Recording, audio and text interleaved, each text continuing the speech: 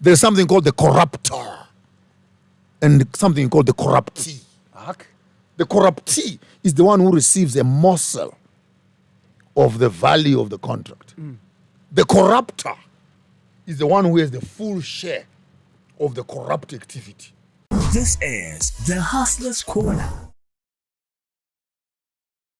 What's up, squatters and hustlers out there? My name is PENUEL, the Black Pen, and this is the virtual Mkuku with myself and Ikhrot Manlami, a guy I admire very much, my mentor, and someone who's basically changed my life this year, DJ Sbu. Today we're having an amazing guest who is a father to me as well and a brother to Sbu himself, the great Bishop Joshua MAPONGA. It is the first Monday of spring, which means we're now in African New Year month. We're looking forward to celebrating a lot with a lot of you guys within Zaloyelanga, in Mpumalanga, some of you guys at the Credo Mutwa village, celebrating Africa, celebrating spring, celebrating a rebirth of our continent and the beauty that it is. And I think, in essence, some of you are probably starting to feel that the universe is changing and it's shifting.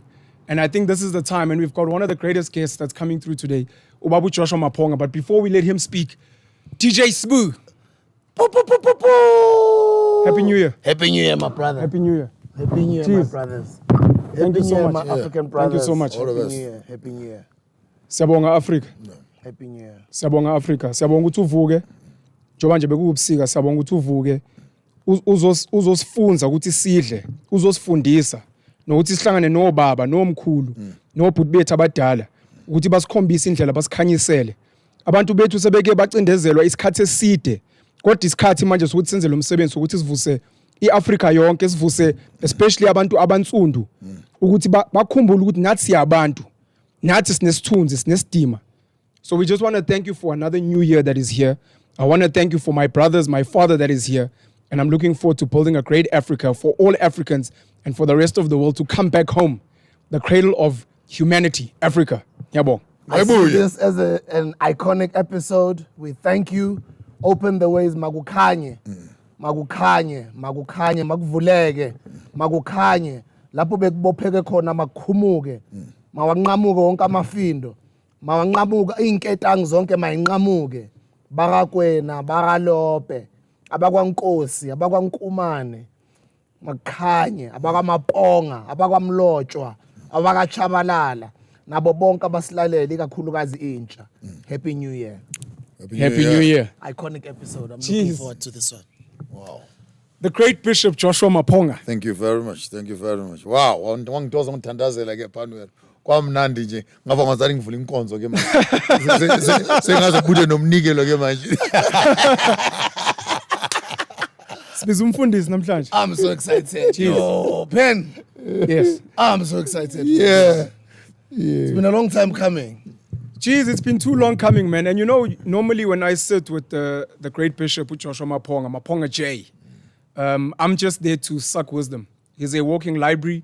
He's a walking mythical figure. There are people that see him in the streets and they imagine that when they haven't seen him, he's gone up into the sky or he disappears somewhere. I'm normally there just to suck wisdom. And even today, I'm hoping to not speak as much because I know he is a legend in the spoken word from a religious perspective, today from an African spirituality perspective, and he's doing some work in politics. So I'm here to learn, to obviously, we're going to probe a few things that are trending in the news. But outside of that, mina ngizofunda. So ngizofunda kini nowabili kahle kahle zamagrot manam. Ngiyabonga. Ntshebe gang. Also Ntshebe. No, but they say a good beard always shows the fertility of the land. You know? So when the ground is fertile, then you bonakala nenjebe nje ihlanya. Nazo. Wakhona abanye ayimili nokumila ubona. Don't do that. Don't do that. That dry lands. But I think it will be very nice. I mean, on many subjects that we can cover. For today, I have 7 major streams of information.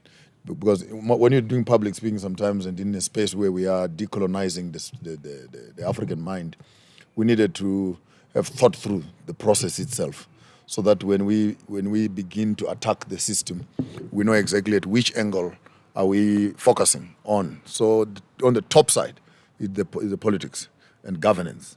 which speaks basically of the legalities, the laws, the frameworks of managing the black mind, and how the colonial system is actually sitting there. When you hear the young politicians, even old politicians, talking about the rule of law, our constitution, our this, our that, you know that it is a recited information which is already showing that your mind has been captured.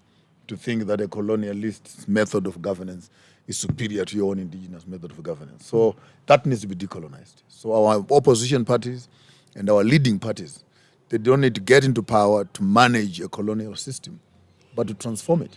Because all the legal systems, government institutions are bodies of restrictions for black people to break into the space of business. So they're all the legalities. You can't do this. You must get a book for this. You must get a regulation for this. You must get a certificate for this. If you look at it very carefully, and you end up finding out, like even the issue of these illegal miners, who says they're illegal?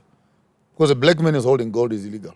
When an Anglo has been digging here for donkey years, they are legal miners. Why? Because the governance system allows only a few people to hold the gold. So even if you have gold underneath your house, you can't hold it. You can't. Because it's illegal. You must have a certificate from the government too. So the legality part, which for me becomes the very first, which is the governance and legality, needs to be decolonized.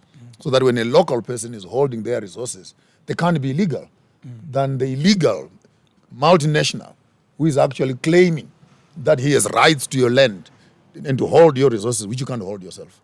And second on that will be the issue of education. Which is what I might want us to focus on the first part of the show itself. I think it would be nice to start with education. Education, and what is it? So I'll leave that, because that's what we're going to be discussing. And on the third part of that is the business and commerce. And what informs that? And there is banking also, right in the business space. Who is allowed to do business and who can't do business, and what kind of business? What are the means of transactions? And where is the money being kept, and how is it recycled? How do black people get finances, and how do they pay back their loans? What are these sureties, and who has the access to the land, which is the surety for the bank and the insurances? It's all this structure where you find that the business sits on when they're saying our economy is doing well. Yes. You hear them talking in an exciting way. Our economy. And you look at them very well and said, are you sure it is your economy? Which part of it is yours? You have all servants and slaves here. It's about employment to you as black people. To them, it's about ownership. 100%. So it's your governance systems, then comes your education, then comes your business and commerce, and thirdly on that it will come agriculture. Agriculture, and what does it inform? Who supplies food for us? We need to decolonize even the food itself, what we drink and what we eat, because what without knowing it, the next level, which is the health, speaks to that, because what we eat results in how we are being treated. Yes. And lots of rules there again. Who plants what? Who does not plant what? Which health system is acceptable? Which medications are acceptable, which ones are not acceptable, and acceptable according to who? I mean, the other day talking about Mhlonyana here and said, we have not done tests. Like hell no. Testing what when our people have been drinking this for the past 3,000-5,000 years? They've been testing which it other for which other centuries. tests do you want to test? Ukuthi Mhlonyana uyasebenza when amakhutman are telling you that this is how we've been living for thousands. According of to years. whose standards? According to whose standards. Then last but not least on that, then you have your entertainment and sporting. Even now, people are excited about sports. But you look at it, I mean, you look at Mlabalaba, the old game, which was mathematical. 2 here, 3 there, 4 there. Roll them around into calculating, into adding, rather than just boys chasing a skin of a dead ox, which is a dead mind game. I'm sorry for soccer lovers. I'm a Pirates, me, I'm a Chelsea, I'm a Man United. I'm a Highlander. People buy Highlanders. Ngwava Highlanders in Zimbabwe. People buying uniforms and Shout out jerseys. to Highlanders and Zim. Abafana bakwabulawayo. Ipagania yasezim. Kwantutu ziyathumba. So you look at our entertainment and sports and how much colonization has gone in there. Yeah. What we say sports right now, it's cricket, it's rugby, it's soccer, it's snooker, it's what? And you look at our African games. It's tennis. And yeah. I'm a sports wabelungu. So How are they building us, I think, is what he's touching on. Yeah, I guess. And again, you find that a black man running an African company, he will take money to invest into white games. And what makes these games alive is simply because people are able to put money into it. The other day, I noticed people were climbing trees. This is a sport. Can you believe? Climbing trees, literally, like riding bicycles. So can't we find our own indigenous games and make them commercial and also be able to put money into that? Then that speaks also to fashion and clothing. And lastly, that's my department, spirituality and religion. So when you're looking at the colonization as a project itself on these 7 pillars, then you need to understand that many people now rush to me when I'm talking about the Jesus story. No, they want to come and toy around me. I said, hey, my friend, leave me with religion. There are 6 other departments there that equally need your mind. So all of us, professionally in our various spheres of skills, we need to go back into those spheres and influence the transformation and the decolonization that we need. So that not one man fighting only from the religious corner, but instead the commercial guys must come forward, creating new banks, new insurance companies. The education guys must come in, creating new curriculums. The innovations and agricultural guys must be coming with indigenous plants and foods and diets and drinks and what. And so that the revolution burns the whole bush. For me, that becomes an all-inclusive. Comes from all directions. So don't come on these platforms and complain about what SBU is doing and what PENUEL is not doing, what MAPONGA is not doing. People always have recommendations. You must be doing this. You must be doing this. I said, hell no, I don't work for you. Find your space in the struggle. Yes. Take your skills there. Start the transformation, even in small little things. Let the revolution be for all of us. Jeez. Education, please keep going. Tina sizofunda. Education. Education, formal and informal. Formal again, according to who? Informal, according to who? This is funny, because what you call informal education is actually the formal education. Because the informal education prepares you to work. Actually, it is the education that is not written on paper. It is what you do as you learn, and you learn as you do. Whereas the formal one is where you must do the bookish knowledge system first in a university, and in conclusion, then you must write a CV.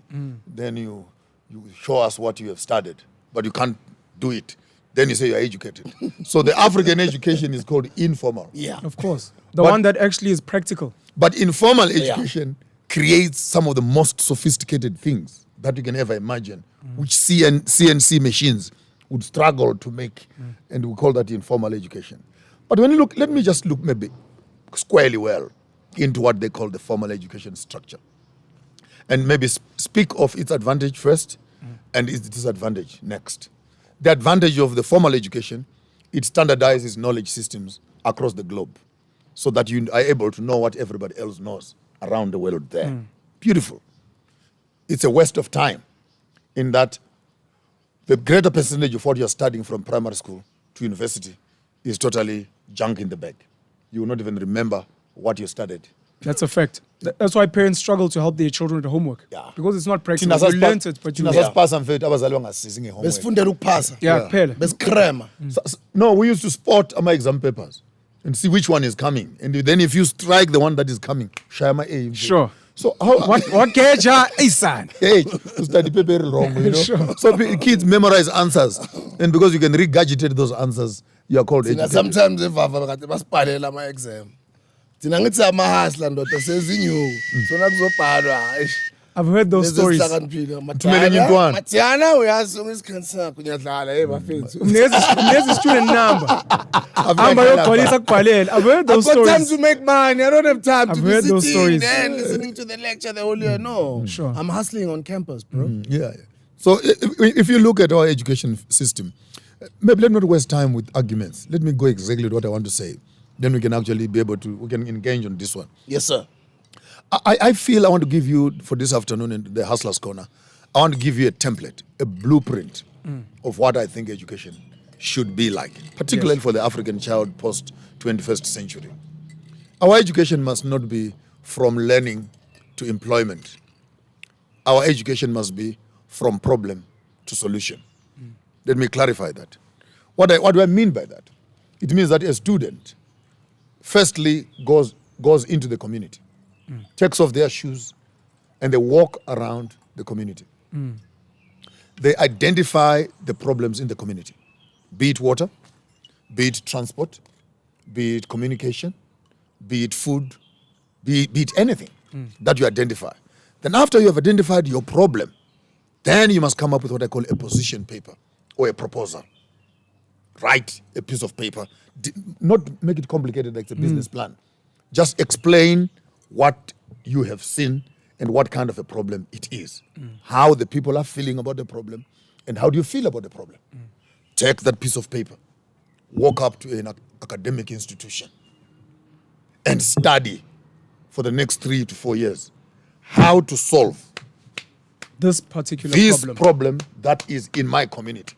And while you are studying, you start networking. Namanya Makrutman, who can bring solutions into the same problem. By the time you complete studying here, you actually have a business plan. Yes. If the government was serious in terms of youth development funding, this is the group that needed to be funded, who already have studied the problem for 4 years. Enough practicals, enough theories. By the time they get out of university, they got to implement the solution which they identified and they have studied. And now they're implementing. And I think it creates a seamless value chain between the students and their network and them amassing the resources in the community and creating their own businesses, which for me is a perfect solution.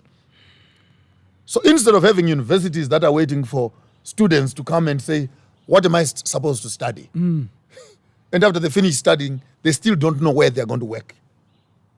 And then we talk about unemployment.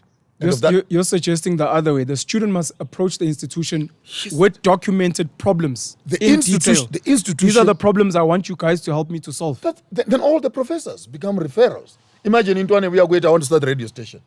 When I DJs, you are the teacher there. So what are you going to be doing in that radio station? For the next 4 years, in Twana Lay, if you develop a content. Okay, I'm a morning shows fun. So I say what driver ganj. Afternoon lunch, si shaya ganj. Afternoon drive, beto ganj.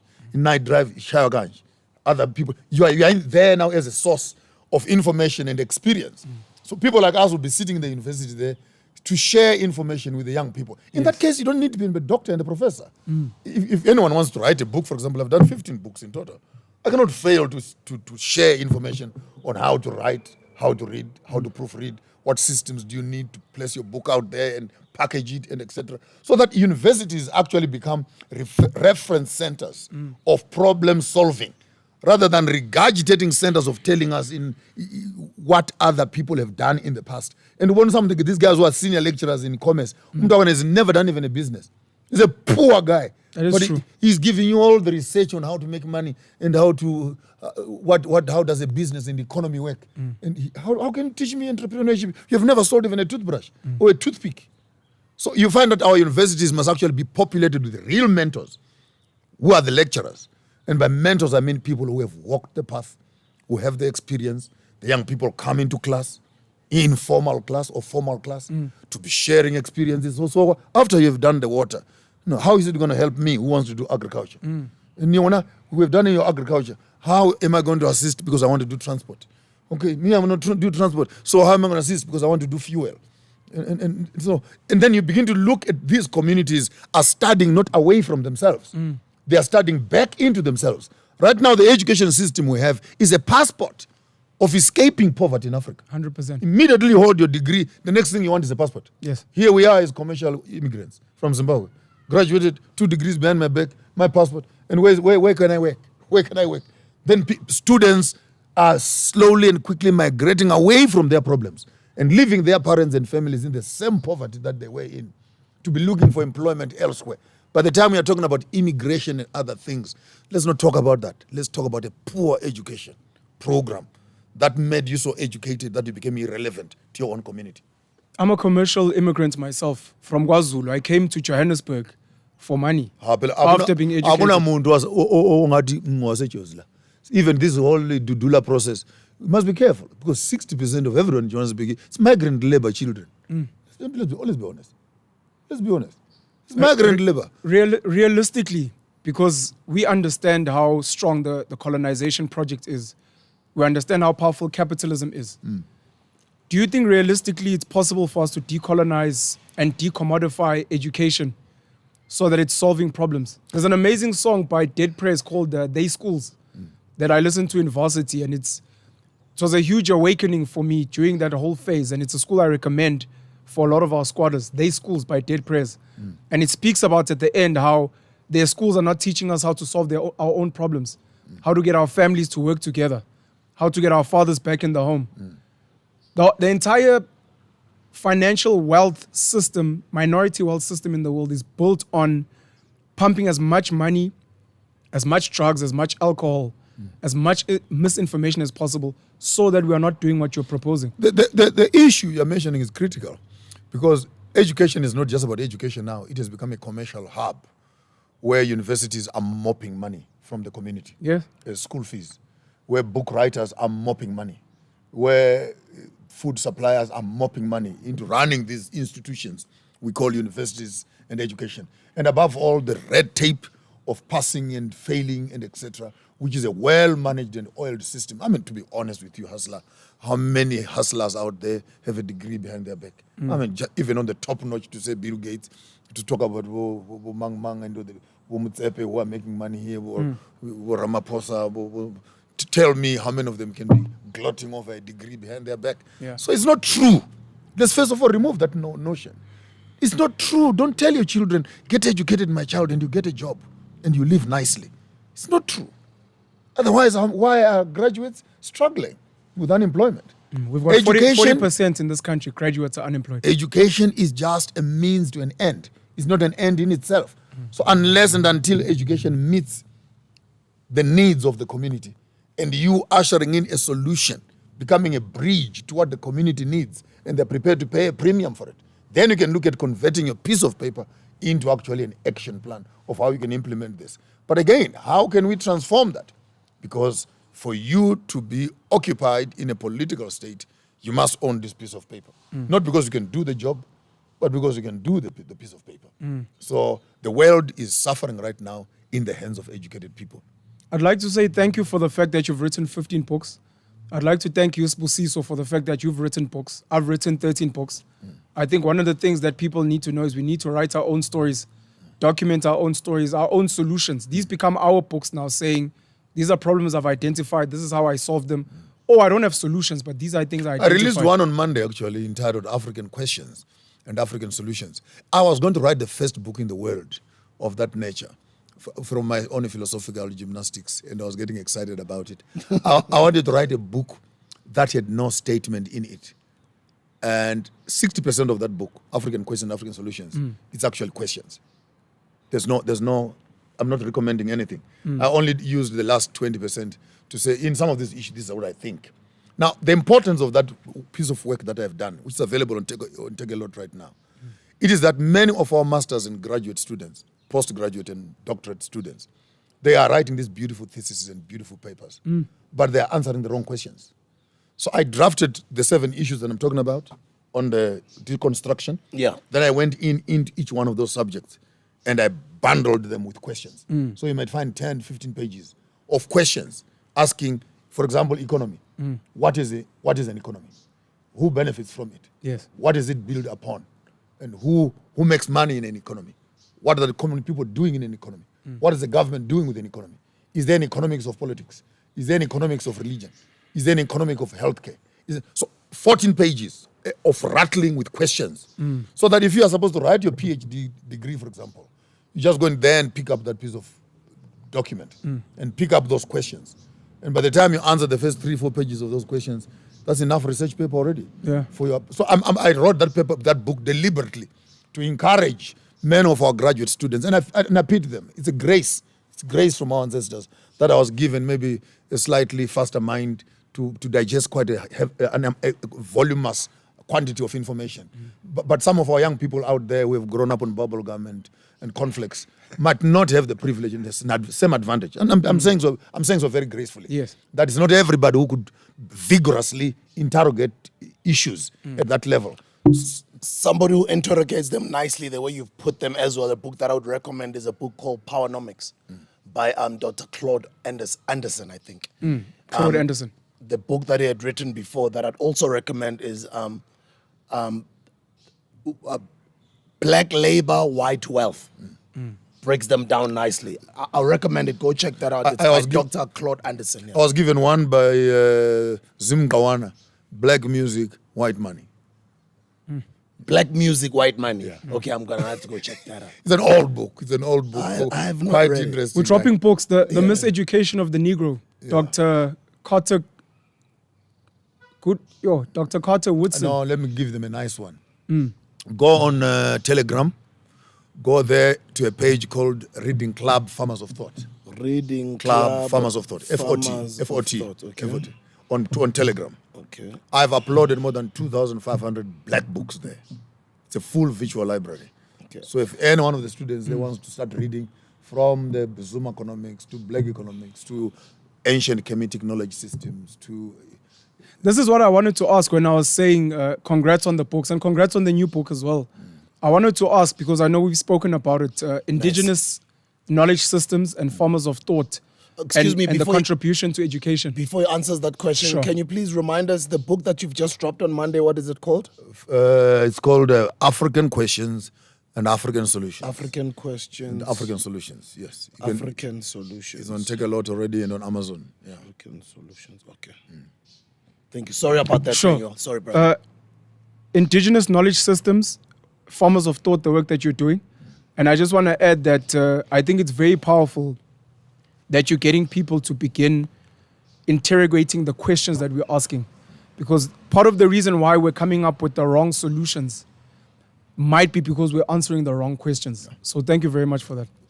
And honestly speaking, this decolonization project is rather frustrating because you are coming at the tail end of the conversation when children have already drunk the poison to Yeah. the brim.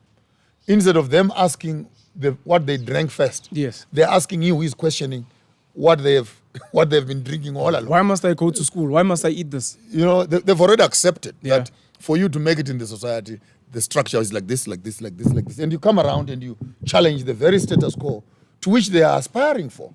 And some of them feel like we've gone too far. We can't turn back. But I know it took one generation to lose land. It will take one generation to get it back. It took one generation to say yes, bus. It will take one generation to say no, bus. It just takes one generation That is sick enough for to being say, sick Jesus, enough. pack your bags Sick and go and back tired home. of being sick and tired. As much as one generation says, come in. So for me, it's not science fiction. We need to be tired enough, we need to be fed up enough, and we need to be hungry enough for success to say to ourselves, enough is enough of becoming a dumping yard of European gods, European economics, European politics and these democratic lies, European education. And finally, I think our generation is beginning to wake up and smell the coffee that, man, hell no, someone has been lying to us all along. This fella hanging in the sky, supposed to come back and assist us, looks like he's not coming. And when man claps you on one cheek, give him the other cheek. And that only appears to black people. Because a white man is allowed to do that. Qua! And the Bible says, give him the other cheek. What about us as black people? When are we also going to strike the white man? Because we still have a chance also to be given the other cheek. Sure. Let us Does strike that you make sense? and then you can get Does on that the make other sense? cheek. Totally makes Whenever sense. you have smashed me, it's fine. You've struck me. It doesn't Sure. make sense. And you can get away with No, it. It doesn't. It Now, doesn't. when my turn comes, no. The Bible says forgive and love those that hate you. So this gospel have kind of messed up the African mind, killed our zeal, and kind of crippled our energy. Because right now, when we look at a white man, we are looking at someone who looks like Jesus, his fellow white man. You can't fight a man who looks like your savior. So even the iconography itself is colonial. Because by accepting the religion, you have already crippled yourself politically. I wonder if is that making sense? Now you cannot fight this because you're working for this. You're already captured by this. And before we notice it, hence spiritual liberation is key. Because within the spirituality of people is the mindset of the people. That's where the software lies. The ethics and the morality, the cultural issues, identity. It's settled right in the spirituality space. What is spirituality?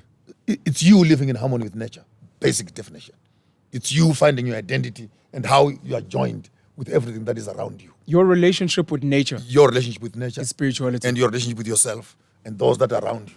So it starts off with your self-preservation, cultural and natural preservation, and now incorporating of others. So if we can begin off with spiritual liberation, I think we'll be able to know that within spirituality, everything comes down because eating becomes a religious expression. Dancing is a religious expression. Hunting is a religious expression. Working is a religious expression. Marrying is a religious expression. So therefore, everything on the top, even politics, it becomes the politician himself must go and talk. We must install him in power in traditional governance, and we must connect him to nature because as a king, he's now the custodian not only of the people but of the fish, of the grass, of the animals, and everything else. So we literally install a king to be a custodian of that which sustains us.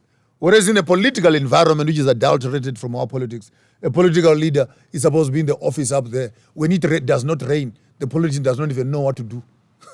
When there's an epidemic, the politician does not know what to do. Whereas in a cultural setting, that's when we cook our beers. That's when we collect our waters. That's when the elders of the city come together and they sit around and say, hey, gentlemen, have we killed someone here without intention? Is it possible that our aura has disturbed what is above? What is it that we have done which is causing this? And in the midst of that interrogation with themselves, solutions are found. Debts are paid. Ransoms are returned. And then beers are brewed. People are, not for any mystery that is in the beer, but when a community is in agreement in a spiritual sense, come on, guys, there is something that happens even where there's no God, where there's unity, things go. What are indigenous knowledge systems and what is the farmers of thought? Farmers of thought is a jungle of an institution. I've actually thought I would register it and accept, but I think I'm falling back in the same trap again of trying to formalize something. I'm trying to keep it as fluid as it can be. Farmers of thought is an institution where we're introducing our partners and friends and students to multiple facets of Afrocentric perceptions and interrogation of issues. Basically looking at 3 estates: the estate of the mind, as to what are we planting and who is planting, and what quality of seed do we have. And when you notice that you have the wrong seed in your field, can you go and uproot it? Can you redo the ground and plant again? I'm not talking about the ground, but I'm talking about the mind. So we use the caricature or the illustration of land as a direct parallel with the land as of the mind itself. So what you do on the land, you work on it, you break it, you plant on it, you trim, prune trees, and you harvest from it. So whoever plants information on your mind has permission to harvest in it because they had access into it. They have access out of it. So until we can have ownership of our estates of the mind, we cannot be responsible for the next estate, which is the estate of reproduction. And reproduction speaks of posterity and continuity. What kind of children are we bringing into existence? And what sort of future are we building up for them? Are we responsible for our own reproduction? Or it has become a project again of United Nations and our political figures who must decide when you must sleep with your wife and how many children you must make. So our reproduction is now being affected because we don't own the last estate, which is the estate of the land, which is where our economics and our roots are. So you cannot give a man land underneath his feet if he does not own the land between his ears and does not own the land between his 2 legs. I'll say that again. You can't give a man land underneath the ground if he does not own the land Between his ears. between his ears. That's what Farmers of Thought is about. It's an institution. And he does not own the land between his legs. If you are given this land and you don't own the land above your head, What are you going to do with that land? Because everything else that is exterior is started by what is in here, right? And what I love for me is they're recording these conversations. He's always online. yeah. Whether he's speaking to people in Nigeria, he's speaking to people in the diaspora community, he's speaking to Pan-Africanists, he's always online, whether he's on Facebook, he's on the internet. So somebody else can say, but you have to document it, you have to register it. But then you'll come and say, according to who? and by the way, when I started doing this program, I went on Facebook. Guys come to me, hey, MAPONGA J, that is a location, man, a Facebook. You must come to Twitter. And you must come to Instagram. Facebook except But you know the Twitter is violent, yeah. Twitter is very violent. For me, what I Twitter love is very is that violent. knowledge has been documented. Yes. It's just like the reason why we started this podcast. This is an educational platform. Bishop, we're meeting a lot of people who are saying, when I first started listening to you guys 6 months ago to the person that I'm becoming now, I can feel a difference happening in my life through just the content that I'm consuming, watching you guys produce. So for me, when I hear you say what you're saying about Farmers of Thought and seeing how active you are online, I'm happy that you are not only documenting, writing as many books as possible, you're going to one day, unfortunately, pass on empty. And that's what we want our leaders to do. Not only our leaders, but just people with knowledge. I would like for them to pass on with as much knowledge as possible poured into this world for future generations to learn from. The only problems that we'll have is obviously the censorship. But I really do think he's got a lot of content out there, and people like him should record content. Yes. I was trying to encourage our Dr. Lazulu Shaba even last week. He says, no, I don't want to open a Facebook account. No, I'm not those things. Man, I'm fine in my lecture room. Yeah. Ngiti, and then he even said his lectures are open to even the public. And then I said, when I visit you one day, I'll capture it. if I find Uguti, it's possible to not only capture it once, Uguti, we make it an ongoing thing. We speak to UCT to agree and officially record your lectures. Yes. Not necessarily for us on the internet, for your class. Yeah.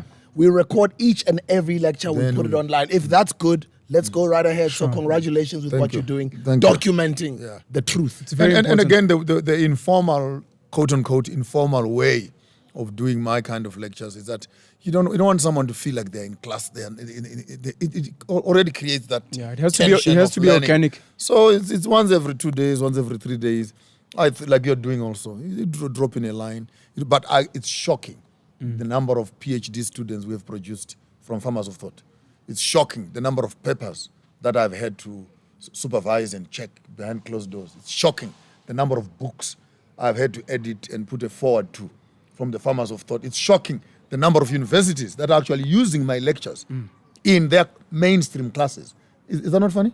It's beautiful. And I get a call from USA and someone says the teacher took your presentation on Facebook. Yeah. Beautiful. They actually put it on the board. Wow. And we were studying and we were asked to write a report as to what you're saying. Wow. And the other book I wrote entitled Going Places in the Spirit, University of Massachusetts ordered 15 copies for their library for the African Studies section. So when actually students are doing African Studies, they're actually going through my literature. Beautiful. So it's the fact that it is being done at a simpler, freer space doesn't mean that it's cheap. The bigger institutions out there actually making money out of this. But I thought where my people are, that's where I belong. Even the poor person, ongenamali invest in Cape Town. Yes. He has a right of sitting next to Maponga J and getting what the person at Harvard is studying on his screen out there. The decentralization of education. Education. That's it. What are indigenous knowledge systems? Indigenous knowledge systems are the blueprint of the past. Survival techniques, artistic crafts, medicines, and all. It's in a whole amalgamation of cultural survival and the amount of research and experiments that our forefathers and ancestors did, tampering around with materials, tampering around with patterns of cosmology, weather patterns, and etc. Their entire understanding from the animal kingdom to flora, to agriculture, to land, to soil, to crafting, to what.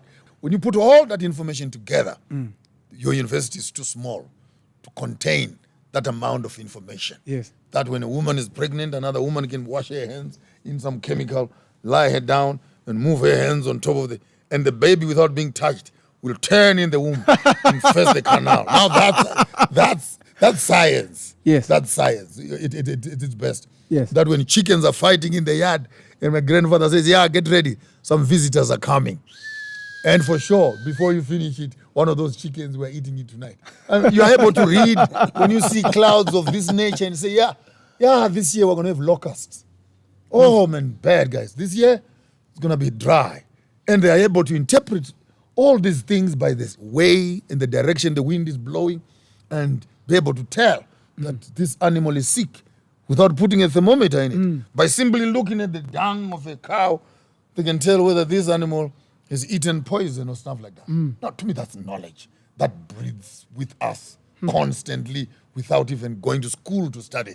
To be able to look at a paw of a lion in the bush and tell it passed by here 3 days ago and it went in this direction and it's actually sick. It has a broken leg because the nail is dragging on the small little things like that. I get excited.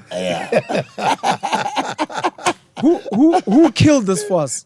Who destroyed these systems for us? Because they've been there. Ungabanikeza amandla mina ayikafi lento man. Ikhona lento. Iphi? You just need to take off your shoes, Panuel. It's the 1st today, Penuel. By Yes. the way, we're recording this episode on the 1st, and it's going out this Monday. The Monday is going to Sure. be the 5th, ne? What's the date on Monday? It's the 7th. Yeah, so, I mean, look at the It'll be flowers. the 7th. Today it must Today- be the 5th. 1, 2, yeah, the The 5th. 5th, yeah. ne? Yeah. So you look at it's African New Year. It is African New Year. Yeah. And I think what's going to be exciting with some of the work we're doing on the virtual Mkuku is it's not just the rebirth of nature this year in 2022. Some people believe in numbers, numerology. It seems like there's a rebirth just of the mind in itself. The talk you gave about the 3 estates, between the ears, between your legs, under your feet. I remember you did an interview with a brother of ours, a brothers of DJ Tibo Touch, and it's trended and it was mind blowing. And I'm so thankful that you're rehashing this, because some of this information, some of the virtual squatters that watch us are going to be hearing it for the first time, and it's going to blow their minds. We keep on saying it, and by the way, repetition is all. Yes. We keep on saying it. You cannot marry my child before you make the ground pregnant. Get the ground pregnant first, then you can get a woman pregnant. What does that mean? You must love the ground first before you can love a woman. Learn to look after the ground. Then you can learn how to look after a woman. We keep on saying it again. When the face is beautiful and the software is not working, hardware suffers. Farmers of thought, FOT on Telegram. When a country is beautiful and leadership is not working, the resources are messed up. So it's a thinking space, Yes. Buffett. We're in a philosophical way of blowing up small little things and creating a thinking pattern so that there is an awakening of some sort in your spirit. When I say to you, who can touch a woman and you can be comfortable? And say, no one can touch my woman. But why are you allowing them to touch your land? Someone has a mixed feeling of anger. Yes. And say, but how can I only be personal about this and I can't be personal about it? So the conversation is intended to cause an awakening in the spirit of the African and say, well, we need to look back in ourselves and say these things are entrenched in us and we cannot allow ourselves to become second-class citizens in our own land. Where do people go? A young child is listening and they want to go somewhere. Telegram, Farmers of Thought, your Facebook page, because they want to start this journey. They want Farmers of Thought. they want to wake up. They want to wake up. They want to own the real Farmers of estate Thought in their has been mind. running from 2010, 2011. There's a lot of work that I've put out there, both written and video. You go to Google and you type in Farmers of Thought. Facebook, Farmers of Facebook. Thought. Joshua Maponga, III, Farmers of Thought, or Maponga, GII, Farmers of Thought. Is there.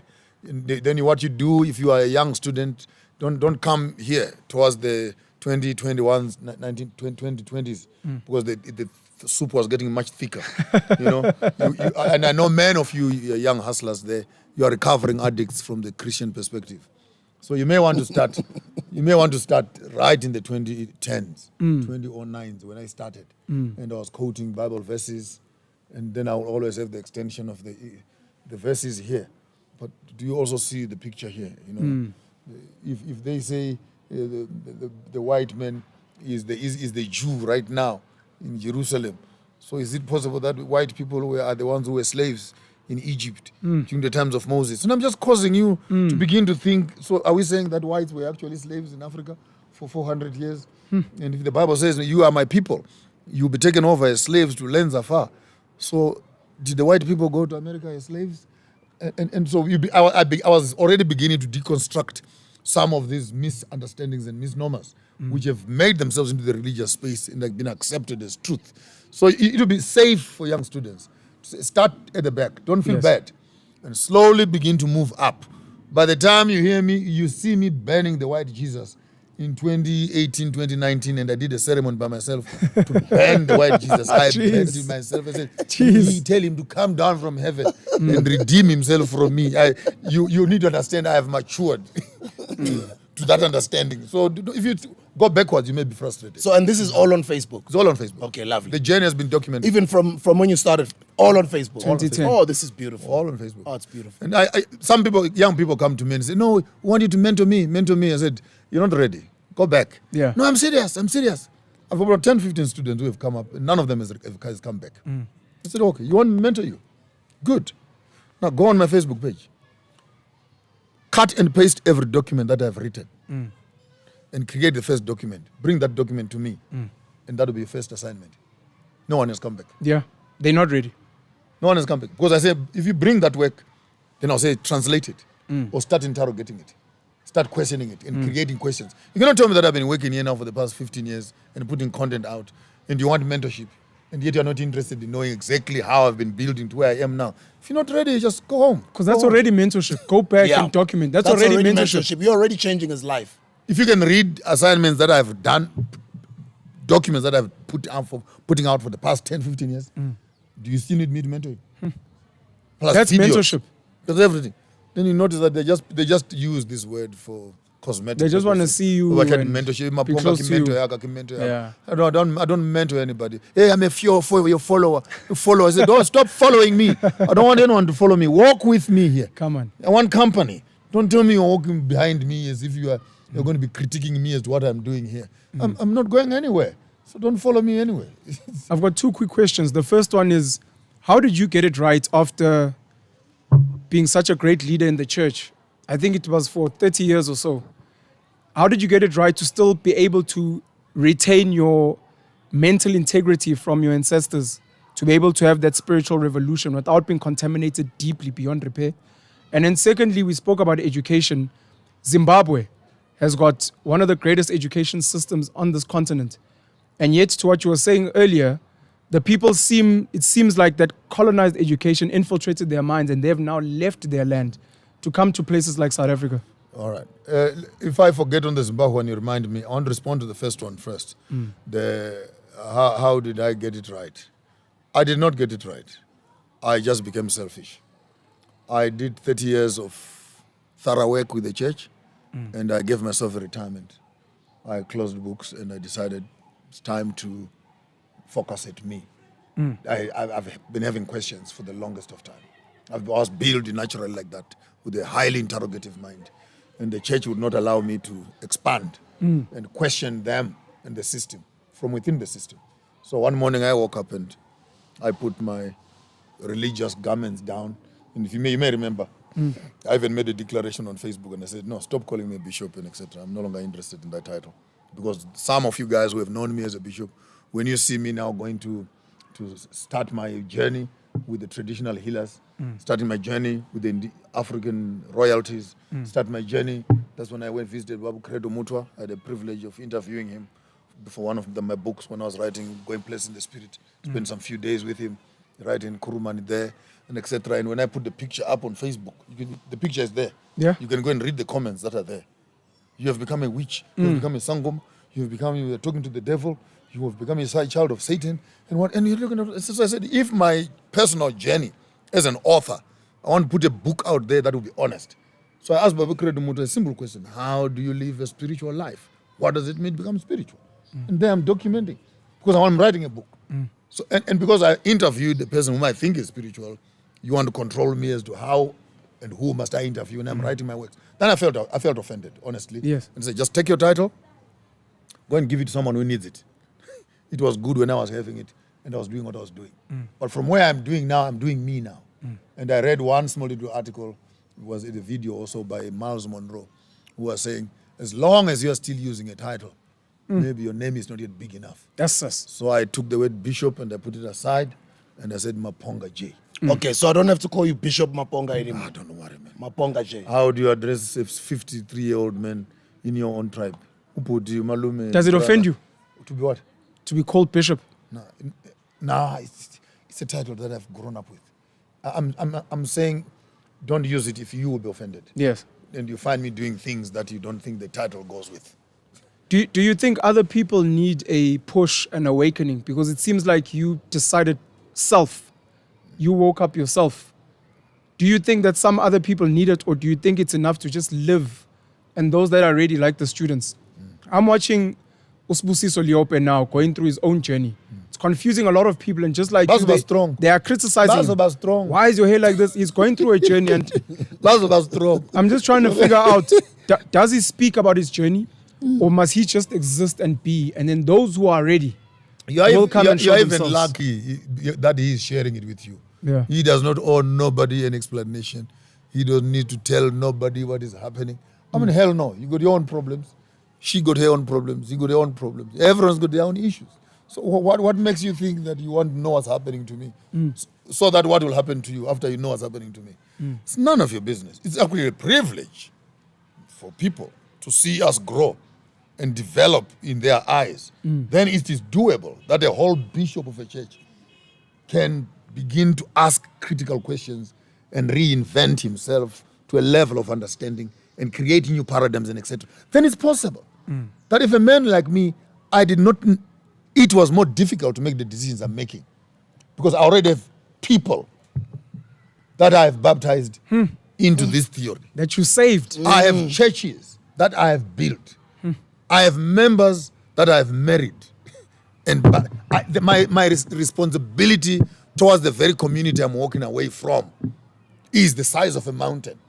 But some of them are even sending messages to you on the day they baptize you. Do you remember you baptizing me? They're sending you pictures. And they want still to tap on your conscience, like to say you've gone far away. May the Lord bring you back. We miss you. So for me, with all this responsibility, if I could make such a decision, some of you guys have not done, you're not as responsible as we are.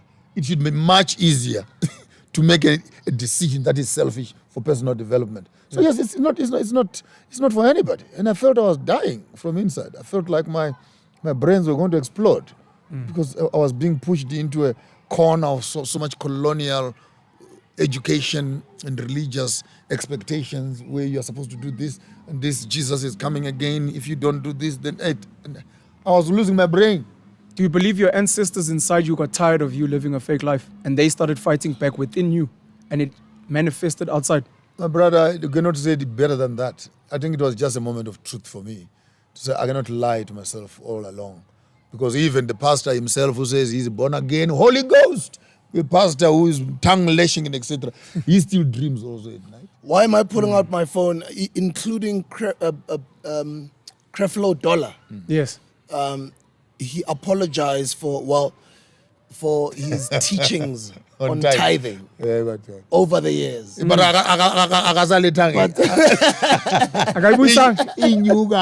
didn't pay back the money. Creflo paid back the money. So what I wanted to ask is, we allow people to grow. That's what I say as well. But guys, that's the old me. You guys are posting pictures of me wearing suits. That's good, and I appreciate the compliment. Oh, you used to look nice here. According to who? That was me then. But this is me now, and I can't explain. Isn't that a conversation you must have with people that genuinely love you? I don't have to explain Yes, you don't. what I'm going through. Yes. You don't. And that is true. Because some people who love me, because we're public figures, they'll call with are you really okay? Because of, how social media may report these things sometimes. But it's a beautiful journey to go through. And everybody goes through and it it's personal. at their own time. It's personal. And it's personal. And you can't explain it. Sure. Because you can't explain it. You can't even properly articulate it. Because what I'm going through is what I'm going through. I can't explain it, bro. I can't explain. And it's beautiful. Do you ever think of a young... It's so beautiful. Do you ever think of a young DJ Sbu watching you back then, curious? You tell him, look, I can't articulate it. And he might really want to know.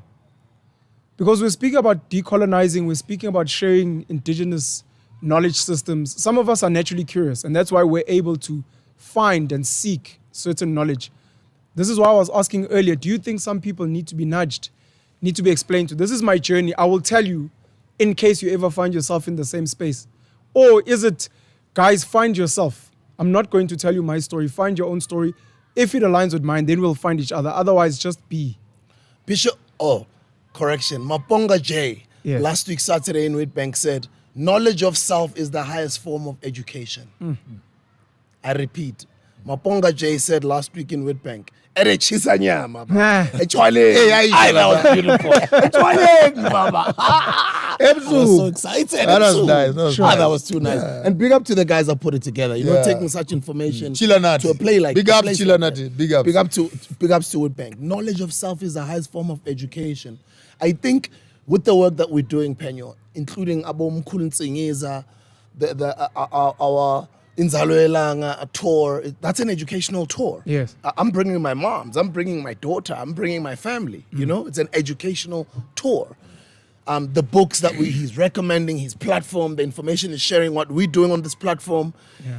And reading those types of books, abo Mkhulu Ntsingiza, abo Hunter Diop, abo George G. James, and some of the abo John Clark, C. Clark, some of his writings, his articles, he's even just said it now in this video, and it's a challenge to you squatters and hustlers out there from 2010. Some of you guys who are willing to be mentored. And I can only imagine how long it'll take you to go read all of that work from 2010. Might take you a year or even less. But as soon as you are done, then you can reach out to him and say, I was prepared because I saw you on Spring Day on the Hustlers Corner on Virtual Mkuku. Yeah. This is what you said. I went for the past 9 months and this is what I did. Now I'm ready to be mentored by you. But this is what I can tell you. But also, as soon as you read all of that information, he already knows that you're actually not even going to have to come to him to be mentored. You won't. The work is already done. So my answer to you is, somebody who will go through or go down that rabbit hole that we are sending them to. At their own time, they'll understand what I'm going through. And maybe on that whole thing. Don't judge someone else who has started their journey because your journey has not yet started. You know, it's amazing that you could, a good Christian brother or good Christian sister right now who thinks that their stuff is, I almost said the word, who think that their stuff is together. And they've not seen any problem with what they're having right now. And they're so comfortable, like I was. Yes, very happy and content 10, 15, and 20 winning. years ago, flying around Kenya, Namibia, preaching, guest speaker, you know, sleeping in splash hotels. Thank you, Jesus. And thing in the name of mountain. Hallelujah. And there was nothing wrong. Yes. I was at it and I was enjoying it. And the fact that I was there, how bad do I feel now when I became judgmental to some of those who had started their journey towards their own destinies? And similar to you also, if you're watching me, watching DJ's move, think there's Mahrutman, they're getting flipping confused. Don't worry. Your time will come. There's another book that we released the last year, Find Your Truth. Find Your Truth. It's also on Amazon. It's also on Take a Lot. Find your truth. It's not my truth. Find your truth. Just what is that you call your truth? If your truth is colonial knowledge system, is your truth your traditional, what is your truth, your teacher's education, is your truth, your academic thing? What is it that you can call this is my truth? Many times people walk up and say, Maponga, I believe this and this. Shut up. You don't believe nothing of what you have said. Say, I've been told to believe this. Because if I should interrogate your process of thinking to come to that conclusion, I'll find a group of teachers indoctrinating you and brainwashing you. At the end of the day, no, I believe. He broke it down so nicely on that concept of the thinking tool. You don't have it right now. It would have been beautiful to illustrate it here on this video. I would have really loved it. You need a stick 9, do? Yeah.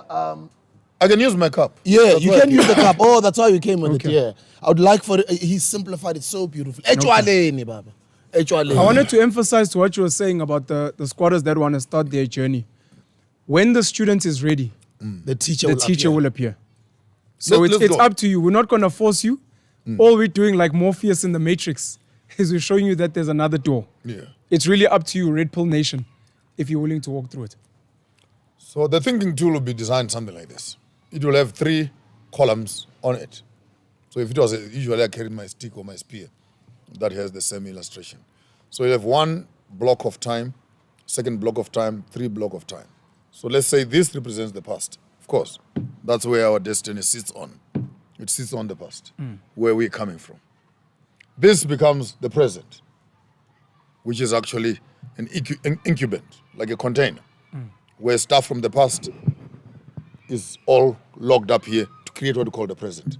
I like in the opening part here, it represents the future, full of opportunities, the unknown, and ready to be filled in with new possibilities, and etc. So the past, the present, and the future.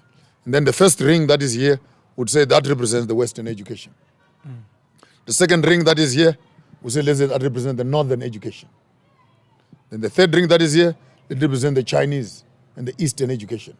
And the last ring that is here, that represents the African, which is the Ubuntu kind of thing. So when you ask me a question, I ask myself 7 questions before I even answer you. What was it like in the past? What is it like in the present? What will it be like in the future? How are the Americans doing it? How are the Europeans doing it? How are the Chinese doing it? And how are the Africans doing it? Then you process all sorts of concepts within that thinking tool. So that be it education. How are we being educated in the past? How are we being educated in the present? What does the educational future look like? What are the Americans educating their children on? What are the Chinese and the Europeans educating their children on? And what are the Africans doing? Ask me a question of marriage. How are we marrying in the past? How are we marrying in the present? How will we marry in the future? How are the Americans getting married? How are the Europeans getting married? How are the Chinese and Indians getting married? How are the Africans getting married? In conclusion, many times we think like this as Africans. Firstly, we want to prioritize the Americans, the Europeans, the Chinese, and the Africans last. But the correct way of thinking must be from this way. Ubuntu first. We interpret the world from ourselves towards them. So firstly, if you are talking about marriage, I don't have to worry about what the Europeans are saying. I don't have to worry about what the Americans and the Chinese are saying. The question is, what do I say here? So here's an African who is busy trying to get a white dress, but an African who wants a white dress, a European ring, and a Chinese shoe to get married as an African. And we wonder why these things not working. But because we are taking what does not belong to us and we are prioritizing it and we are undermining exactly the essence of our being. So in terms of thinking, you can process, I can take my thinking tool or my cup like this and I can sit in the garden and I can just pick up a subject in my mind and I start just processing it through without talking to anybody. And you find me giggling all by myself. For example, let's move to the next subject. We said from education we're going to, we said politics, or we said politics. No, I agriculture. wanted to speak about the real estate of the mind and the fact that it's been tampered with by colonial education. Zimbabwe has got one of the best, as far as we know, education systems on the continent, which is colonial. And yet we're seeing their people running away from their land. We're seeing their people, when you speak now, even about health and reproduction, coming to South African hospitals. We heard a story recently with the MEC of Limpopo, Dr. Poppy Ramathuba. As a Zimbabwean yourself. Ask me why. Zimbabwe is one of the most educated countries in Africa. But I can say this publicly. It is the most uncultured country in Africa. They don't even have a traditional dress as a country. Culture has been thrown away totally. The epitome of our excellence in British education has totally obliterated the sense of a Zimbabwean when it comes to culture and ethnicity and belonging. We have glimpses Kwandebele in Matabeleland which have remained, but even then it's because of the Zulu thing. But as a nation, in totality, it's a shame that the filling up of education has actually emptied out our sense of cultural knowledge systems. And again, let's understand the politics of migration. I want to take a very weird look on that issue, which is an irregular look, rather, as I'm popularly known. Anglo-American must actually pay the bills for all the Zimbabweans that are here, that are coming for treatment, because they are stealing platinum in Zimbabwe, and the law is protecting them from stealing the platinum. All right? They are coming to Zimbabwe and they say they are collecting platinum ore, and they're only paying tax for the ore. And they come to South Rustenburg here, and then they clean up the ore to take out of it the gold, the chrome, and 18 other minerals, which they are not declaring profits in Zimbabwe. They're only paying the Zimbabwean government the money for the rubbish they took from the ground, with everything that is in it, and they bring it to South Africa.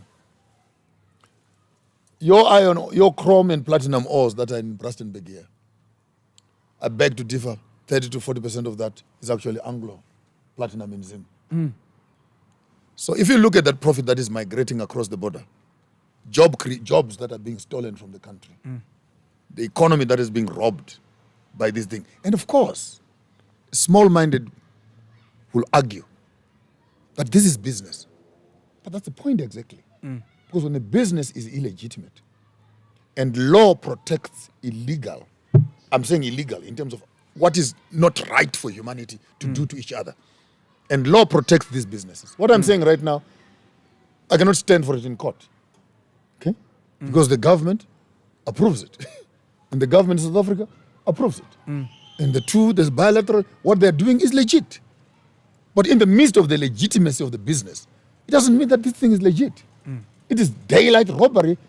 And for crying out loud, the least the Anglo-Platinum, Anglo-American can do is to take a good amount of their money from Platinum and give it to the Department of Health so that the Department of Health can cater for the health system, inclusive to the foreigners who are here coming, following the platinum that has been stolen from their country. Your gold here in South Africa here is now 15 kilometers down in Lebanon. It's unminable. 60% of the gold that is on your stock exchange right now is Congo and Zimbabwe, because we're still on alluvial. We're still on open casts. 60% of your diamonds here are Zimbabwe and Congo and Angola diamonds. But the kimberlite is being approved from here. So what you may call the South African economy, it's actually these neighboring countries that are sustaining. You have the system now that is well-oiled and running, and multinational companies that have put their tentacles in the smaller countries that are around. Lesotho, Zimbabwe, Swaziland, and Zambia, and Mozambique, and etc., and Congo. And they're able to mop up all these resources and standardize them for the international community. Beautiful business plan. Your JSE is flourishing, figures are going up and down, but look at the bottom of the food chain on a small basic need of health. I want to argue that the amount of profit platinum and gold and diamonds is making in this country is not even worth talking about in terms of the health bill that people at the bottom are complaining for. I don't care in which country they're coming from. South Africa, the least we can do. If we are clean and open enough in terms of having a business conversation, the issues that I'm saying, I beg to be challenged on them. But realistically, it's not going to happen. It's not going to happen. What do you suggest for Zimbabweans that are here? If we're saying they great education, uncultured, of course, when will they ever go home? Because that's what some black South Africans want. Go back home and fix your country. Why are you here? And yes, you might say you're following your minerals, but then go fight for your minerals back home. Why are they coming out? It's because you're not even there to protect them. You are saying something very important, because going back home, it's again an African question as to where is home. Yes, where is home? Let us look at the system that we have glorified for the longest of time, called democracy. And in its democratic practices, it actually undermines the lives of the common people. And we are sending each other to death wards. And as Africans, it's not Ubuntu like that. We know, as South Africans, when we are saying go back home, we are pushing our fellow Africans back into the hole of darkness. It's like chasing me to poor parts of KwaZulu and say go home. When an African has come here to South Africa and has come to hospital, he's already showing you that he's in trouble. But Zimbabwe is not poor. It's not poor. I know that it's said it's poor, but Zimbabwe is not poor. But the facilities... You mean the country, or do you mean economically? What do you mean by it's not poor? The country is not poor. I actually wanted to ask a question around that, but I wanted to speak about a rebirth because the stories I've heard about Zim. But please, if you can just... I want to backtrack a little bit. And I want to I might sound a bit controversial, but the advantages and the blessings that Mugabe brought and the disadvantages that he brought. Yes. Mugabe brought the sense of nationhood. He brought the land back to the people. He played quite a critical part in many issues. The downbeat of that is that while he was so good in these issues that he was handling, the infrastructure issues were neglected. And unfortunately, lots of criminology activities and corruption was brewing right underneath his nostrils while he was focusing on another. He wasn't involved in that? I will not be able to confirm. I was here. Okay. I was here with you. Okay. But with the hospitals that were standing in the 1980s started collapsing. Even issues of paint, basic stuff to look at it. And that's the time when diamonds had started. And I believe in a dictator, but dictate the right thing. Imagine just going to Chiadzwa there, digging up a bucket of diamonds. Mugabe was a dictator. I'm saying I believe Hitler was a dictator, so Trump is a dictator, the Queen is a dictator. You in your house, you're a dictator also. You've never asked for your children to vote for you to make the next child. So that's a conversation for another day. The dictatorship is what we run on, but I know it's being used in a derogative way. Okay. But when you look at the dilapidation of the infrastructure that happened under his watch, and I went back into the country now, when I saw what the Second Republic was beginning to do, which is under ED, I know he's already coming with a lash on his back because he's inheriting the party that had failed. But when I saw the airports being built and I saw the roads being fixed, I saw new hospitals, wards being put up together, and I'm seeing new airports being put together. Oil has just been found the other day. Power is being fixed up and that's the reason I'm in Zimbabwe, actually. I saw some new Zimbabwean gold coins as well. Yes, we're throwing away the American dollar back into the coin. And for me, these are the kind of things that are happening. Yes, the people in South Africa here looking for treatment, and the politicizing of people's health, even for our honorable MEC. I think on the vow of being a medical personnel, it's bad taste. I don't even want to talk about that. You take a vow as a nurse to say you're going to be looking after a patient, no matter who, where they are, and etc. But would Zimbabwe be welcoming of people that are so-called illegal foreigners in their institutions with their limited budgets? Many South Africans have had accidents in Zimbabwe while on holiday. Did you ever heard of them being chased away? But it's probably a numbers game. Yeah, that's what I'm saying. It's a numbers game. I'm saying, do you have a sensitivity and an understanding of why black South Africans who are also poor? Because when you speak about dilapidating infrastructure, when you speak about poverty, for you. South Africa is split in two. So we can speak about a rich South Africa and rich white people. But in the same way, Zimbabwean people are suffering. If you look at the Eastern Cape, parts of Limpopo, parts of KwaZulu, Northern Cape, Mpumalanga, there are poor people there like Zimbabweans who migrate, like I have, to Johannesburg. But what we hide behind, of course, is that, but I'm a South African. You're not. So I'm saying they also have that frustration of, but we have limited resources which our rich blacks and rich whites have cities for us that have an ID, and now there are people coming in here. The resources are not limited, These resources are being returned back to government every year. Let's not even go there. You have been here. You are active on that space. But I want to share this thing with you that will mess up your mind a little bit. The South African government, particularly ANC, is not failing. I want to qualify that. The infrastructure of apartheid was created to look after the white people. Full stop. Blacks were not included in the infrastructure development. In other words, Johannesburg was built, for example, to live, say, 600,000 people. The roads were built for that. The sewage was built for that. The water supply was built for that. And the infrastructure would cater for that. And them, the white people, becoming the key of enjoying the 600,000 number. Of course, maybe 200,000, the rest are servants and slaves, and etc. Sure. Boom, 1994 comes. South Africa for all. Build up Cosmo. Build up more in Tembisa. Build up South. Now you put another 3, 4, 5 million people around the city of Johannesburg to a burden of an infrastructure that was initially built to house only X number of people. And then you walk around and ANC is failing, ANC is failing. ANC is failing to think that the amount of people and housing projects that you are putting around the cities that were built by apartheid, the city itself does not have capacity to house the number of people that you're not putting around. Hence my other video there, they don't say, let's think of creating new cities. But that's a failure in itself. The failure to plan. You're having more children in your house and you're telling the kids, the reason you're sleeping on top of each other is because we built this house for 2 kids. Now there's 7 of you. Isn't that a failure in itself? As a leader, you understood that this infrastructure was for 10%, the whites, and you realize you're now going to be running the entire country.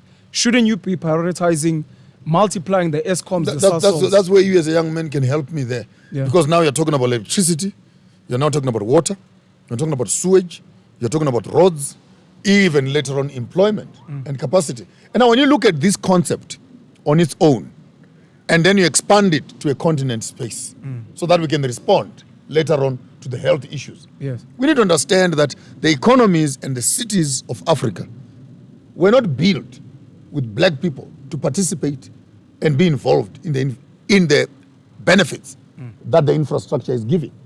So what you are having in South Africa is a spillover of a failed understanding of how do I expand, protect, increase the capacity of my city and budget for it in such a way that the amount of people that are now within the residential area of this can have access to 1, water, 2, education, 3, roads, 4, health, and etc. and etc. So by the time you see these people jumping over and coming, it's a stress call. Yes. So I would want to make an appeal. I want to make an appeal to my government, even in Zimbabwe while I'm here, Yes. that please, Honorable Mnangagwa and the parliament and the government in Zimbabwe, it's never too late to have build up one of the biggest hospitals we need right now is in Beitbridge, because that is the border through which people are running off. Yeah. And the resources from South Africa can be easily be transported across the border. So we can actually have one of the best hospitals right at the gate where people are running away into South Africa. What is happening in Louis Trichardt and what's happening in Messina, weather and everything else, we are literally 1 kilometer away from each other. Yeah. So there's no reason of thinking maybe you are going to transport these things another 500 kilometers inland. Just here. So it's across the road. So the government can actually work on a plan of making Beitbridge Hospital a state hospital, state of the art, where equipment and etc. can be moved across at a very little cost, so as to cushion for that. And secondly, on top of that, it is that while we are expanding our health facilities, we also needed to take care of our basic health issues. What are the causes of disease? Because we need not only to fix the problem when it comes, but be proactive in protecting it before it comes. 100%. For me, it's just two questions. When you're here, a lot of the criticism that you used to get is what you were saying earlier. Why don't you go back home Sure. and fix the problem from within, from home? You've And I went. You've gone back And home. I went home. And having gone back home, currently I'm seeing when I get into your videos, even last weekend, even in Witbank, when the videos go out, a lot of criticism is, but you are now part of a ZANU-PF movement that is oppressing us. That's what people are saying online. So my question is, what is your involvement with ZANU-PF currently? And are you back in South Africa again, or are you just visiting? Are you going back home? And what is the future looking like for Maponga? And I'll start with the last. Zim. I'll start with the last one. I'm in Zimbabwe. I'd flown in for that function, and while I'm here, I thought I'd spend an extra few days with you Thank you so much. and my kids and etc. So, but I'm fully in Zimbabwe. thank you. Thank you so much. The issue of ZANU-PF, I had an option of joining MDC then, and I'm glad I didn't, because hardly 3 months I was there, MDC was dismantled and it became something else. Then I would have become a baggage in chasing a new party that is coming up, which is now CCC. But given an option between joining opposition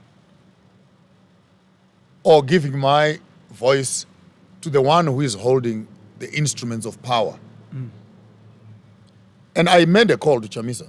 I will say this publicly, on internet, on Facebook, on WhatsApp, even personal calls. He would not answer me. He would not reply. For 5 years.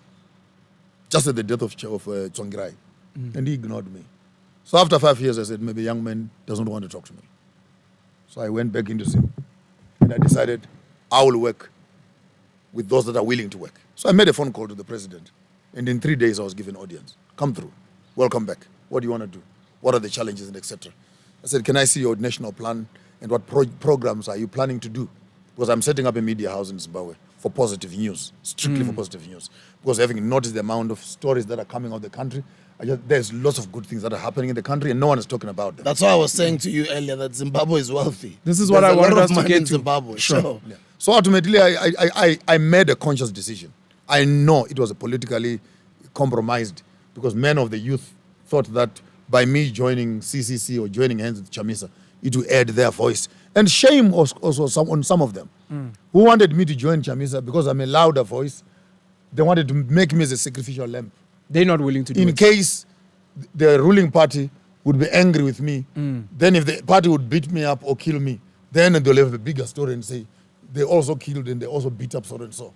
I'm not willing to become a messiah, as you always say. I'm not willing to put my... I've said it before, yes. I'm not willing to die for the people who don't know what they need to be done to them. And who are not worth dying for, And unfortunately. It's a very controversial statement. The word but story will be another story. Yeah. But I felt that the sacrifice would be too big. Why would I die when I can work? So when the president opened up his doors to say, find what you can do. Tell us how you can assist. I'm running their strategic planning sessions. I'm talking to the politburos. I'm talking to the politicians. How to deliver services. When you are given seats by the government, what must you do with them? How do you treat the people? What must you prioritize, and etc. It's a small little contribution that I'm doing right now. But for the next 5-10 years, it's a space that I want to start growing so effectively that by the time the government is running, they should come through some of these conversations and we can tell them exactly what the people are thinking in-house and in diaspora, having lived in both ends. So it's not that I'm working for ZANU-PF. I'm working with ZANU-PF, particularly on implementing the projects that they have promised the people that they will deliver. I've got a lot of intelligent Zimbabwean friends all over the world. I've got a lot of friends in Europe.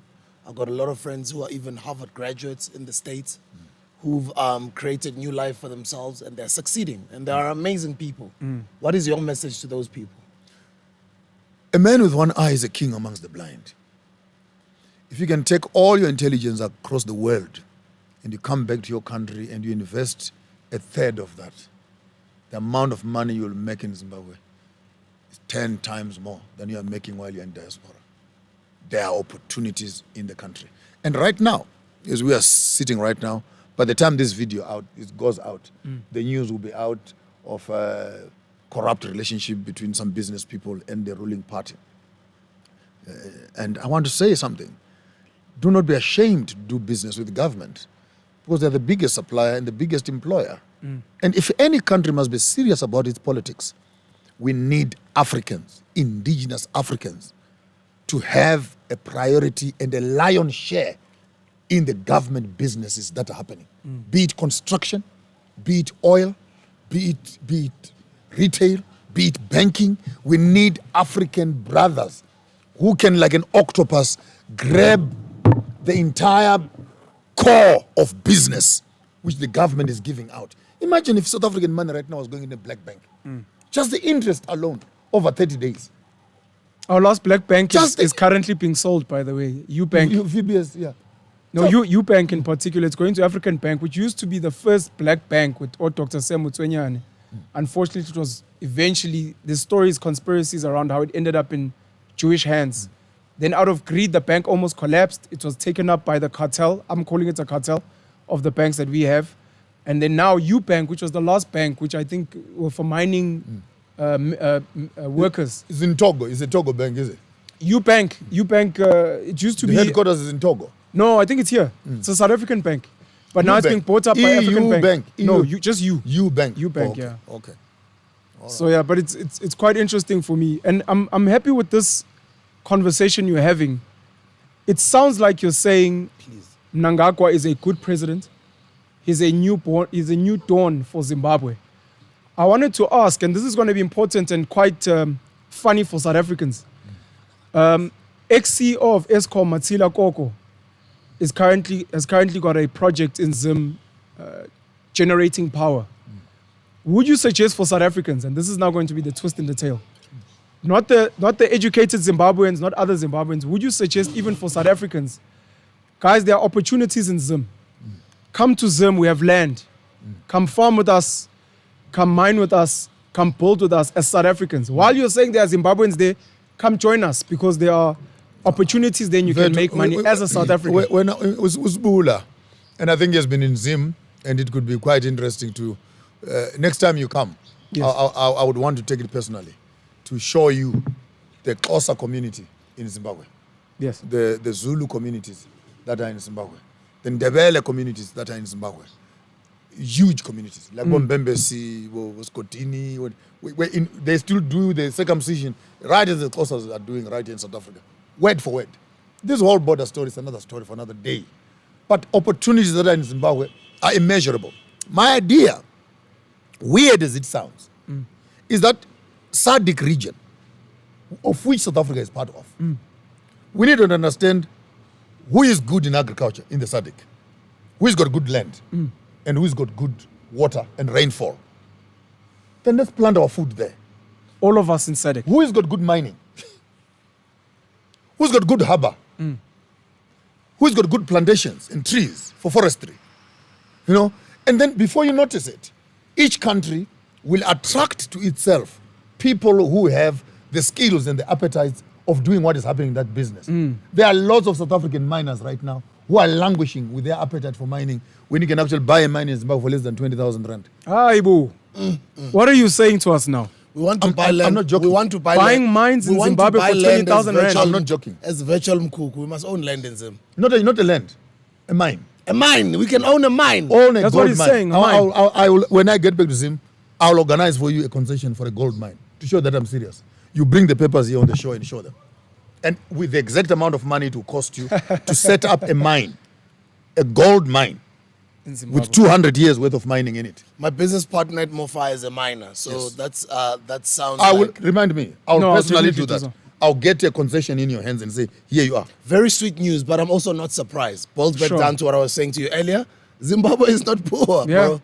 Zimbabwe I is went. not poor. I went to Rhodes University. Shout out to Cecil John Rhodes. Okay. You guys love Rhodes, Shout by out the to way. Rhodes. I think he's buried in Zim. He I loves want Zimbabwe. Rhodes. I want to Rhodes bomb must it. fall. I you want to bomb. remember. I want to bomb his grave.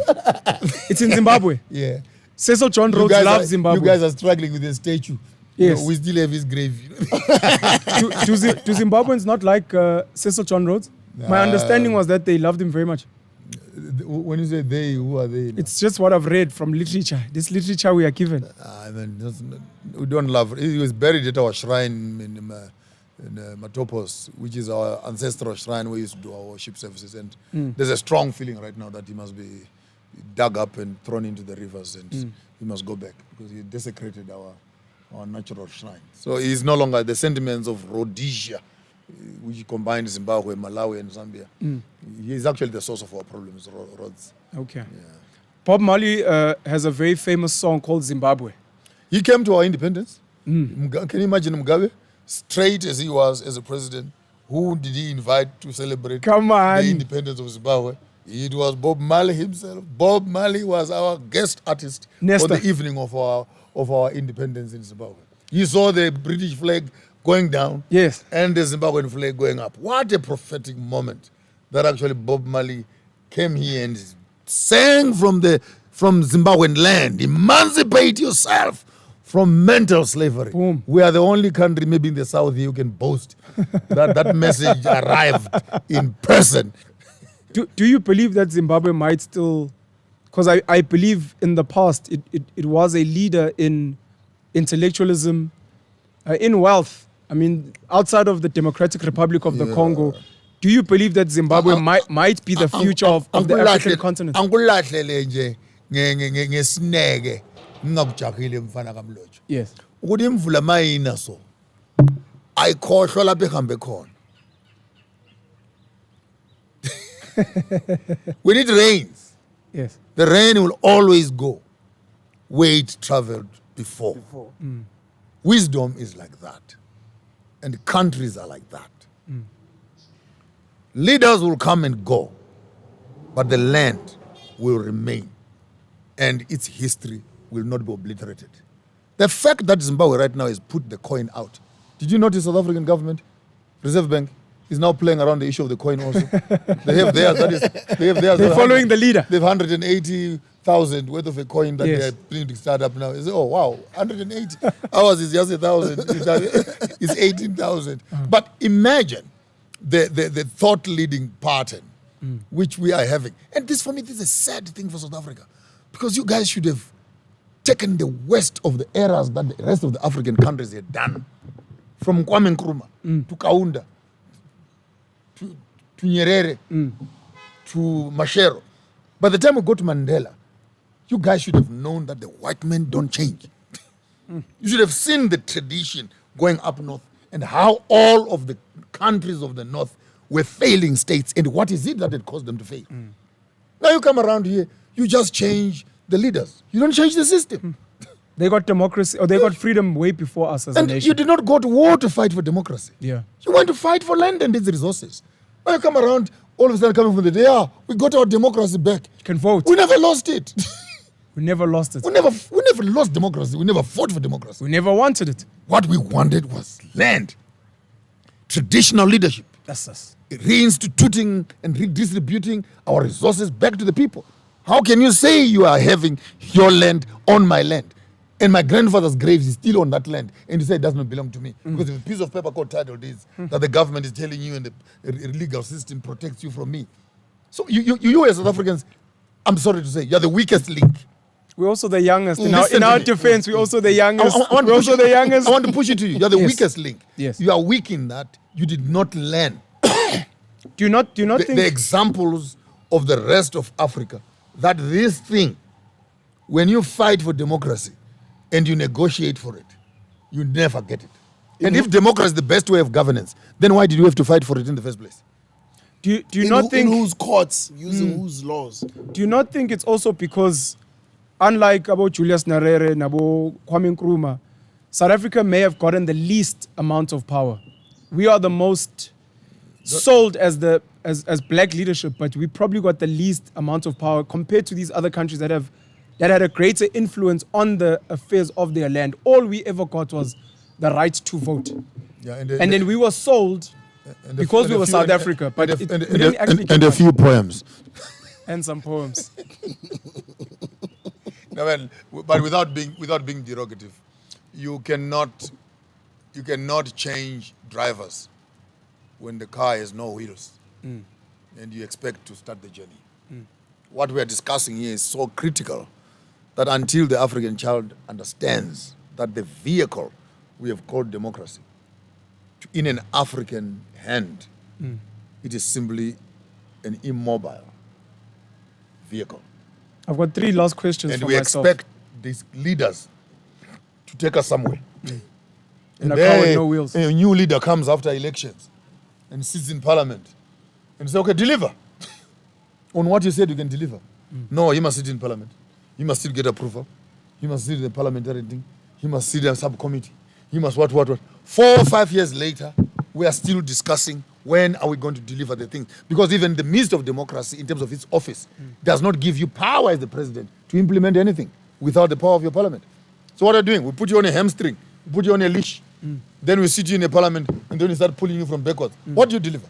Tell me what one president has done. Hence, I believe in dictators, where you make a decision as a leader. Kagame, hate him or love him. And I don't like him 100%.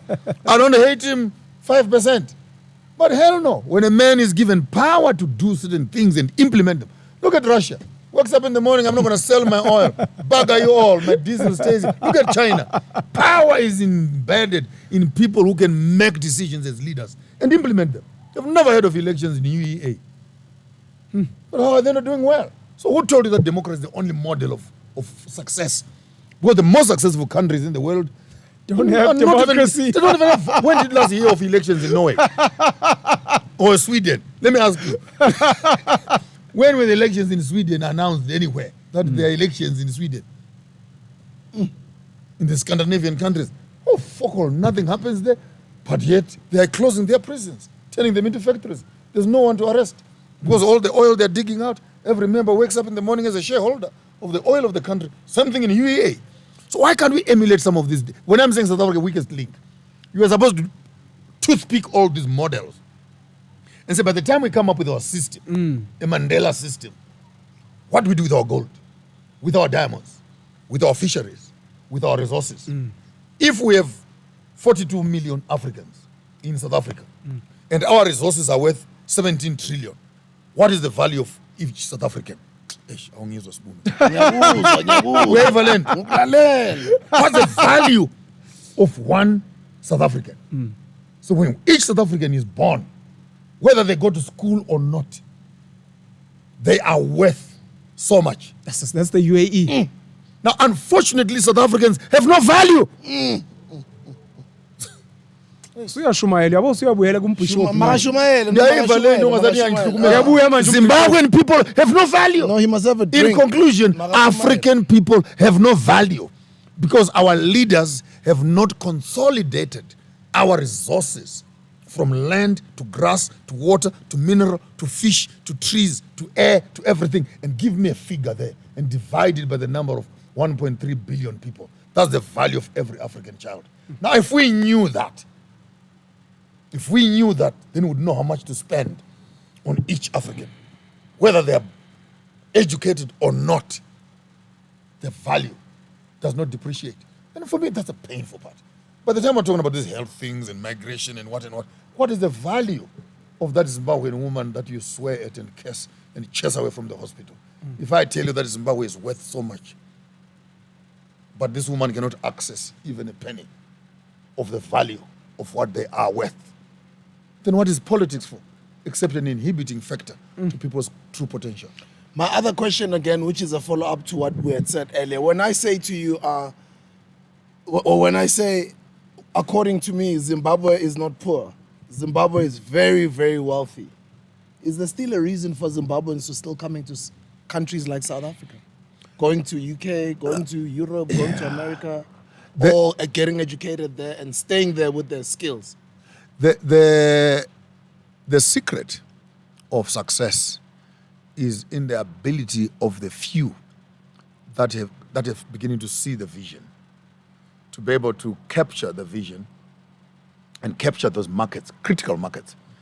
We can almost say right now, I can say so confidently because I'm working in that space now, that all our oil and petrol supply in the country, it is now purely in the hands of black people. BP and Shell and Caltex, during the sanctions, they closed down because they wanted Mugabe to be chased away. Yes. So one black man took the opportunity and walked into the oil space. He now owns the entire oil of the country, including the pipeline from Zimbabwe to Mozambique. It's now in black hands. And people are saying it's corruption. Mozambique is another wealthy nation. They're talking about corruption, because now an African man is holding there. But I was saying, imagine if the same attitude could begin to flow across the entire retail space, Industries. the entire manufacturing space. There's no corruption here because politics is a prostitute of business. So until we have money in business to buy our politicians, you can never have free and effective politics. Which South Africa right now, we are in a mess. Please repeat that. Until we have money. We have money to buy the politicians. You can never have it. Yes, opinion. Politics is the prostitute of business.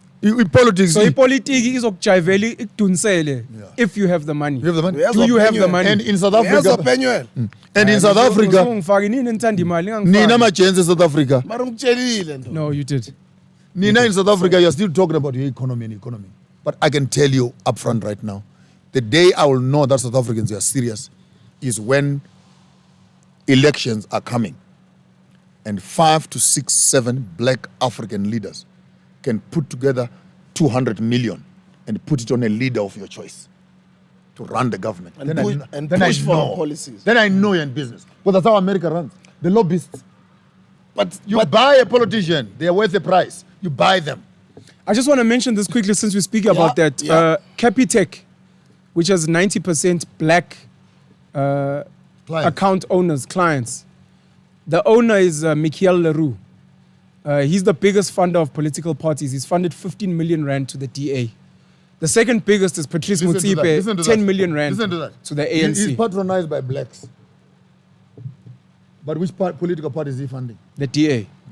No, I'm touching on this just so people that can know. But he's not only funding the DA. No, he's not only funding the DA. But Patrice is not only funding the ANC as well. So. But angifuna isikhulume nemali zabo Patrice. Yes. It's nani. Politics is an expensive business. There was almost like 2 billion rand in Nazareth here. It's genuine money. What you are reporting on the top side is less. It's real money that needs to be spoken about. 2 billion. How is long a lady got 2 billion? Please carry on. Sorry. So we need to patronize the critical components of business and create a wealth base. Then we can work with that money and literally buy the politician that we want. And we lobby the politics that we want. And manipulate the policies that we want to favor us as black people. If we're still going to play within this system. If we're going to play within for this now, system, we need to corrupt it. For now. We need to corrupt it. I'm not mixing my words. That's the only time I support corruption. We need to corrupt the political system with an agenda that is Afrocentric. But what if the people that the Jacob Zuma presidency was helping to emerge, who they were getting business and making money, what if that's what they were doing? And they were called corrupt. Of course, to this day, we have an entire 1 billion rand commission. We're enough, PENUEL, you're an intelligent young man. Can you tell me and give me the contract and the tender process of N1? Can you give me a tender process of University of Johannesburg? Give me a tender process of N3, N11. When these roads were being built and these hospitals were being built, who was tendering? Which business was running? Was those Afrikaners? Who built all these structures? Were you there? The fellow apartheid government, which you can glorify, was corrupt to the core. If you mean corruption, was them Pretorius using Mr. Vervoet Vervoet using Mr. Leroux using Mr. Who, and the cousin of my brother, of my what. It's only now that we are also aware of what's happening on the tendering process that we are beginning to talk. But the same government inherited corruption. As late as 2012, 2013, your printing was still being done by a colonial company that was contracted to the government, the South African papers, there in Pretoria Street. That contract was approved years ago to date. Your gazettes, your Government magazines. printing works. I know Government them. printing works. Pretoria White Street in boys Pretoria. who got this contract during. I know them. I know who you're speaking You know what I'm about. talking about? Yes. And you're talking about in 1994, we brought independence, and the people are still printing your own. So we need to understand corruption, it needs three things. Corruption is the venue.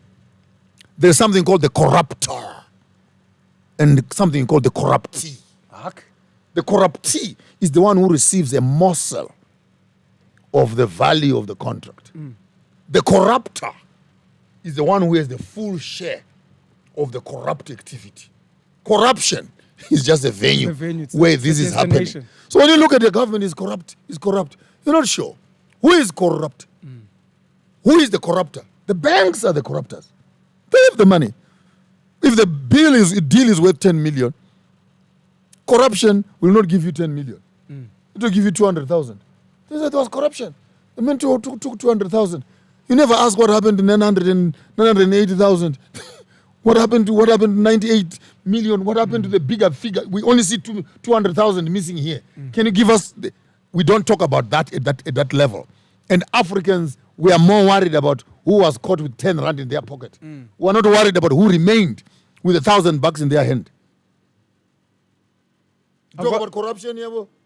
I've got three more questions from my side, and I'm done. The first one We is... can't be done. We can't be done. I mean, I cancelled my whole day for this man today. Yeah, we have to go on. Just, we can keep going. Until he stops. Okay, let me start Until with he these. says, guys, I have to go. Let me start with Let's three go questions. in. Let's go in, bro. What is your current view on borders? They currently exist. A lot of South Africans, and this is going to be a very key point leading up to the 2024 elections. We are aware of it. What is your thoughts on borders and immigration, not just for Zimbabweans, but for everyone, and also for the African continent? Because South Africans are also not just allowed to just step into any country and say, but this is Africa. That's the first one. The second... I can remind you. Let's start with the border one. Traditional leaders, and then the last one is how we get involved with what you're doing with the media in Zim. Number one, the border story. In my visit to Namibia, I had an opportunity of meeting President Genkop. Hage. Hagi himself. Hagi. So I had some beautiful meeting together. And our conversation was around the Himba people and the Khoisan people, and how the independent governments, democratic governments, are actually infringing and impinging on the freedom and movement of the indigenous people. Bearing in mind that the Himbas and the Khoisan and the Bushmen are moving between Botswana, Namibia, and parts of Zambia, and even Angola, and etc. And they have been living in this region for the longest of time. Now comes the border where they just took a ruler on a map and they drew past your home on top of your house. Abanga, the passage traveling to your friends, sekuvaliwe man. Sudinga ivisa kodwa angivashela usibule. Yeah. So and it might sound as sarcastic as it might sound. This is actually the reality. Where you find, like in Namibia, if you look at the map, there's a straight line, like from the bottom north is north. I've seen that map. It's a straight line. Yeah, It's ridiculous. And you ask yourself, it's definitely a ruler. in real life, will this line There's no straight line. Will this line not cross over families, estates, and homes? Water. And imagine the day the line was put, where were the cattle and the goats? You know, it is a straight line. It's humorous to look at the arrogance of the colonial system putting lines on us. And I cannot answer you better, but just introduce you to myself. That my grandmother, who is my father, is a Tsonga from the Tembes, right in Mozambique, in Tete, and Mshangano, my grandmother, who bets my mother, is Mbedzi from the Venda tribes. And my grandfather, who bets my mother, was Band, who came up with the Mziligas up north. And my grandfather, who births my father, is Mkaranga, Shona, Vudijen. So I'm a United Nations of the 4 major nations in the South. That is South Africa, that is Zimbabwe, and that is Mozambique coming together. You are Soshanguve personified. So when you begin to talk about borders, honestly, what worries some of you who are hybrid Zulus, hybrid Tsonas, who can only have one identity in your mind? Your problems are not my problem. Because I have not even started to look at myself in that fashion. When I see a Shangani person, a Tsonga person, I actually address them as my grandfathers and grandmothers. When I see Venda people, I do the same. When I see Ndebele people and Zulus, I do the same. When I see Shona people. So I don't understand you asking me about borders. So you need to tell me first, how many passports do I need to visit my grandmother in Mozambique, my grandmother in Venda, my grandfather in KwaZulu, and my father in Zimbabwe? It's a nuisance of the highest order. So the borders must be discussed in their political sense. But in an Afrocentric cultural space, I think they are totally misplaced because they break away the norms. If you are a Sibanda in Zambia, in Zimbabwe, you are a Banda in Malawi, you are in Sibande in South Africa, you are a Mtaung in the Sutus, you are a Tau further down, you are Mngonyama, KwaXhosa, you're same lion. If you are in Ndlovu in KwaZulu Natal, Ngukacheni, Uri Jou, in the other side, if you are a Shoko like I am, you are a Piri in Malawi, you are a Mkabo here in the south, you are Mtsweneng in the thing, you are Jamba Selisa, Uhlati, Emaxhoseni, Umtolo, Ufakudze, Eswazini, and the same monkey. So when you begin to talk about borders and you find that Mtaung is killing a Shumba from Zimbabwe, and the lion is killing a lion, a Banda is being killed by Ntsibande, you know, Mtaung, Mtsweneng is killing a Shoko Mukanya. This for me, our lack of understanding of our ethnographical, totemic understanding of a cultural connection between tribes is actually the breeding ground of xenophobia. By the time we begin to know who we are, we're not from Yamlocho, you're Skosana, you're my brother. I am Mnube, you're Yes. right. In Zimbabwe, Omnube, Mlojo. Omlocho, Omnube. Yes. In There you Zim. go. So you're Skosana in the Ndebele space. So you're a Piri in Malawi. So there you go. You're a Mtsweneng in Lesotho. You're a Jambas, you're a Lisa in Xhosaland. So which part of that needs a passport? How do we get this now to the people on the ground? Because like I said, We are already doing it's it. a big Don't thing feel now. bad. We're already doing it right here on this platform. It's making sense. Some people Decolonize the mind. Understand your history. You may understand the politics. And you may end up actually having a curse by having the blood of your brother in your hands. It's not worth your time. Understand. Let's understand ourselves as a continent, particularly the sub-region. You'll be shocked. West South Africa, because of migration and labor and mines. It's a pity. It is a pity. It's a pity. Because we don't know history. You're very right. It's a pity. Otherwise, A lot of black South Africans are won't xenophobic, but they have family lineage in other we won't have nations, we and they won't don't have even you know it. Masekela here. We won't have Dorothy Masuka here. We won't have Ray Piri here. Can I go? Oskido, Oskido, DJ Fresh. he does a homecoming every year on the 31st in Zimbabwe. Yeah. To remind everybody that he comes from Zimbabwe. He came from Zimbabwe from nothing. Yeah. He used to sleep in nightclubs in Hillbrow. Back in the days about Razmataz. He built himself up with nothing. He came as an immigrant, a legal immigrant. Yes. And he built a life. He changed so many lives. To this day. Musicians that we love, whether you're talking Boom Shaka, you're talking Bongo Muffin, you're talking Mafigizolo, you're talking Black Motion, you're talking, including Black Coffee, including DJ Tira, including TS Records, our company, myself, Yeah. the contribution that the man has had in the youth culture in South Africa, and those youths have grown up to become iconic figures Yes. in the culture in South Africa, and they employ thousands of people and they inspire millions. So you can't just write that off. And you go to the other side and you say, hey, DJ Fresh. Some people probably on my 2000 don't know that Fresh is actually from Botswana. Yeah. He's from Botswana. He came in as a legal immigrant from Botswana. Built a life here from nothing as a young man who just loved music. I'm one of the people he's impacted as well. Been a part of his radio show, coming up as a come up. I used to judge DJ competitions. I saw him put on Proverb Yeah. from Idols, Yeah. one of the biggest figures in South African culture right now, Yeah. through Idols. And Proverb is passing it on. You know when Damon Dash talks about that family tree? Yeah. It's a family tree. Mpolo Tsulunyane, these are people that I saw fresh change their lives.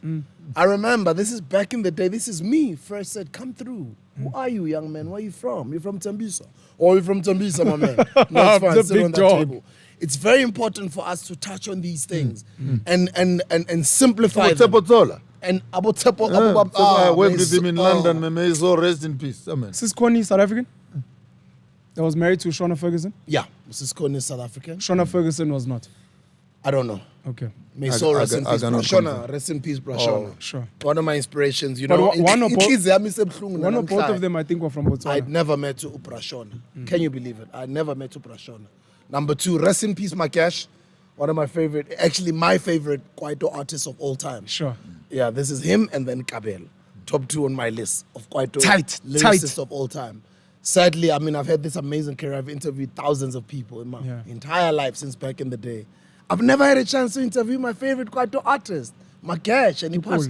But we're working on it. We're working to put it together. But anyway, let's go back to that issue of PJ Fresh. And what you're Mosquito. mentioning, what makes it so nice, is that in the space where there is openness and frankness and doors of learning are open, look at the beauty of influence as young people are influencing each other. With no qualms, with no agendas, with no nothing. And it's the same thing that happens in other industries. I've just pointed out 2 examples in the entertainment business. Now imagine all these other industries. Crazy. Those that are not on camera. The incredible work they're doing in mentoring younger South Africans who come in, maybe even in government. Let me share something.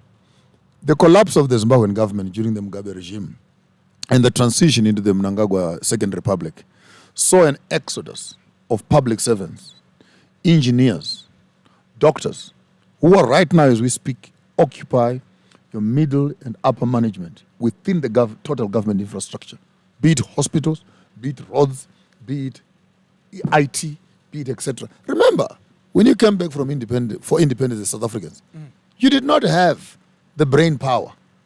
You guys were busy in the barracks. As black people, we didn't have Fighting. a black. But the class. the mindset that was needed in terms of running your government, it would be interesting for you if you had time.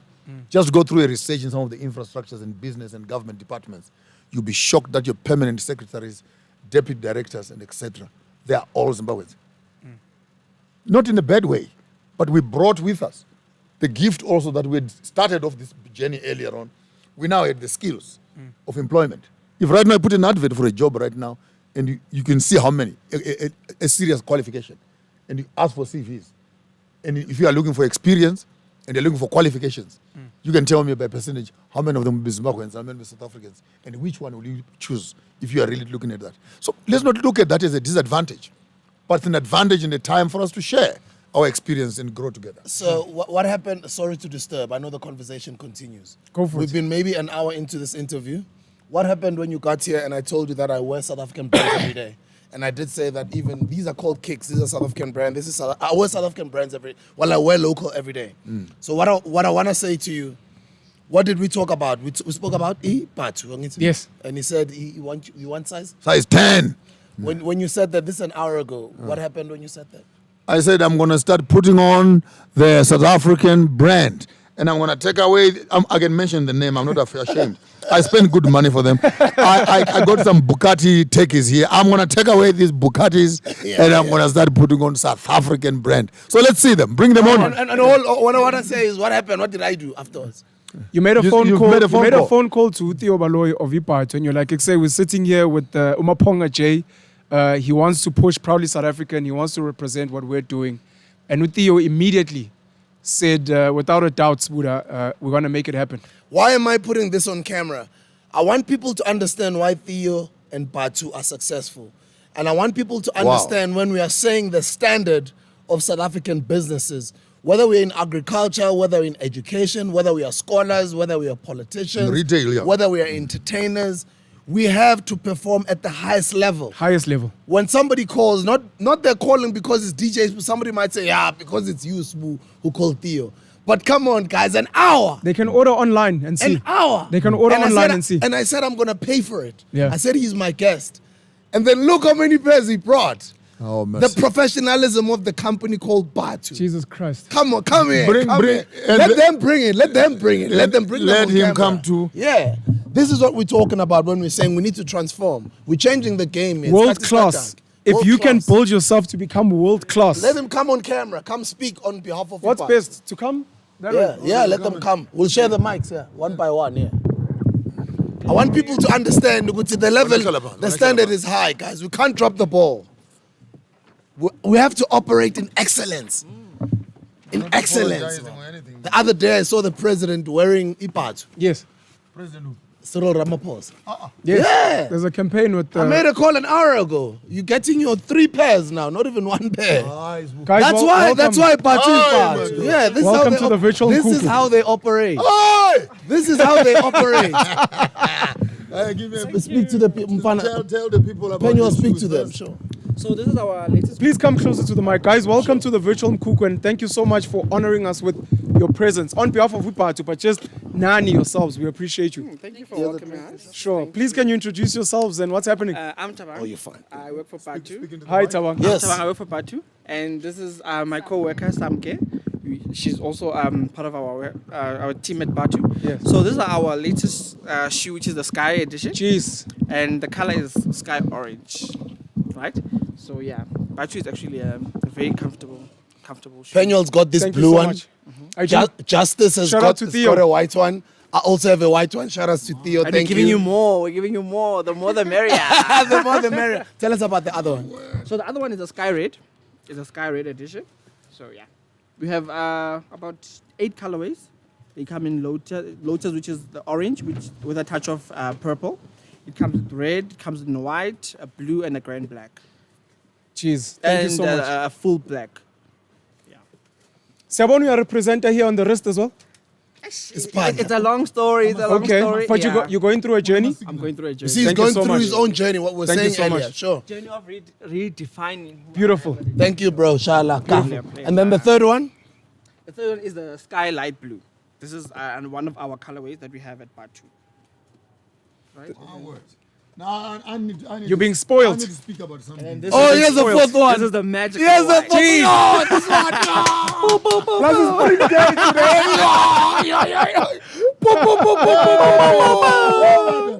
So yeah, this is I'm a dot. And the white one, tell us. this is the Sky White one. So this is Theo's favorite actually. Yeah, this is Yeah. my favorite. This Also, is this Theo's Justice favorite. favorite. He's wearing that actually even today.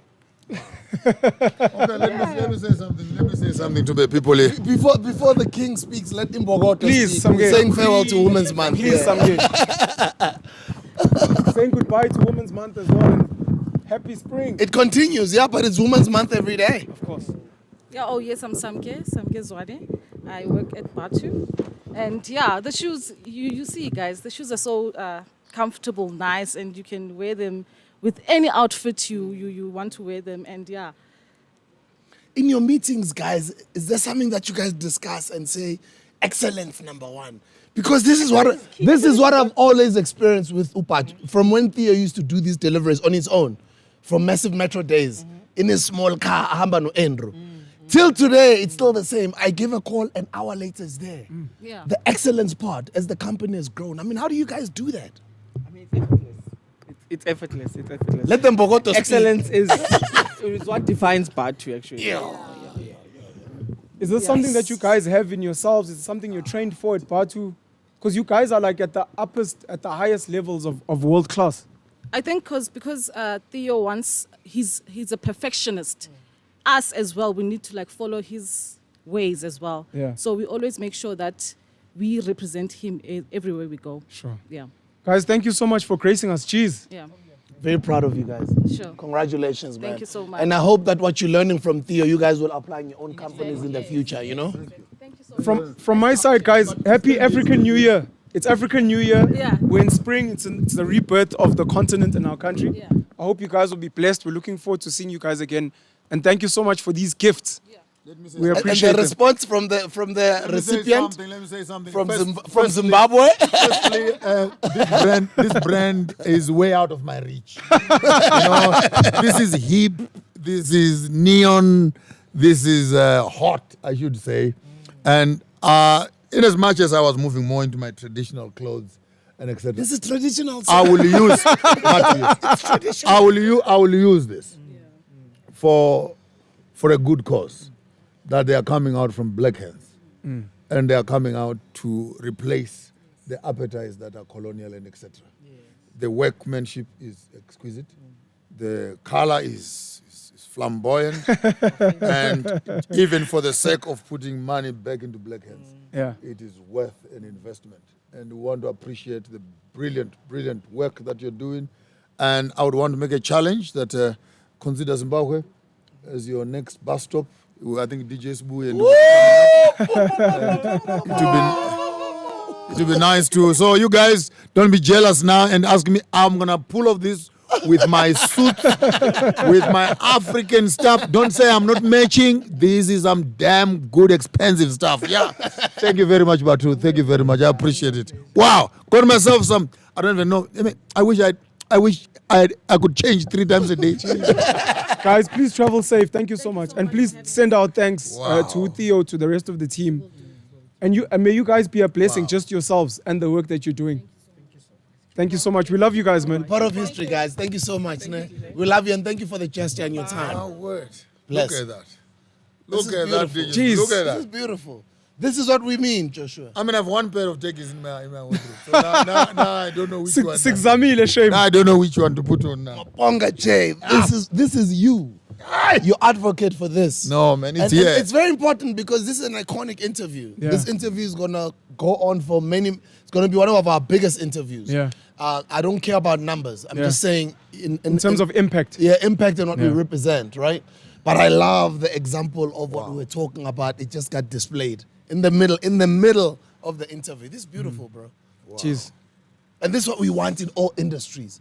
Black people performing on the highest form of level of excellence. High end. Yes, I had questions. Now I'm just, my mind is thinking. We speak about Zimbabwean education and the level of intellect and experience that they brought. I think of the fact that black South Africans are being robbed of an ability to create because of some of the structures that we have of social welfare, which are not about empowerment, but they're more about just dumbing you down. Give you a 350 so that you don't think. We give you a house so that you don't build your own house. I mean, part of the And reason why... who says I want a 1-bedroom house? Or a 2-bedroom house? Part of the Why reason do you I- build a house for me as if I can't build one for myself? Part of the reason I believe that South Africans so easily burn down libraries and other infrastructure in their neighborhoods is because they're not given a chance to build them themselves. Go to a Tembisa, go to a Matadeni and say, guys, here's a budget for a hospital, but we want you guys to build it. Those people would never burn that down. And for me, that speaks to dignity. And then to what we're doing now and what we're seeing now, and in the rebirth, we need more young people striving to be world class.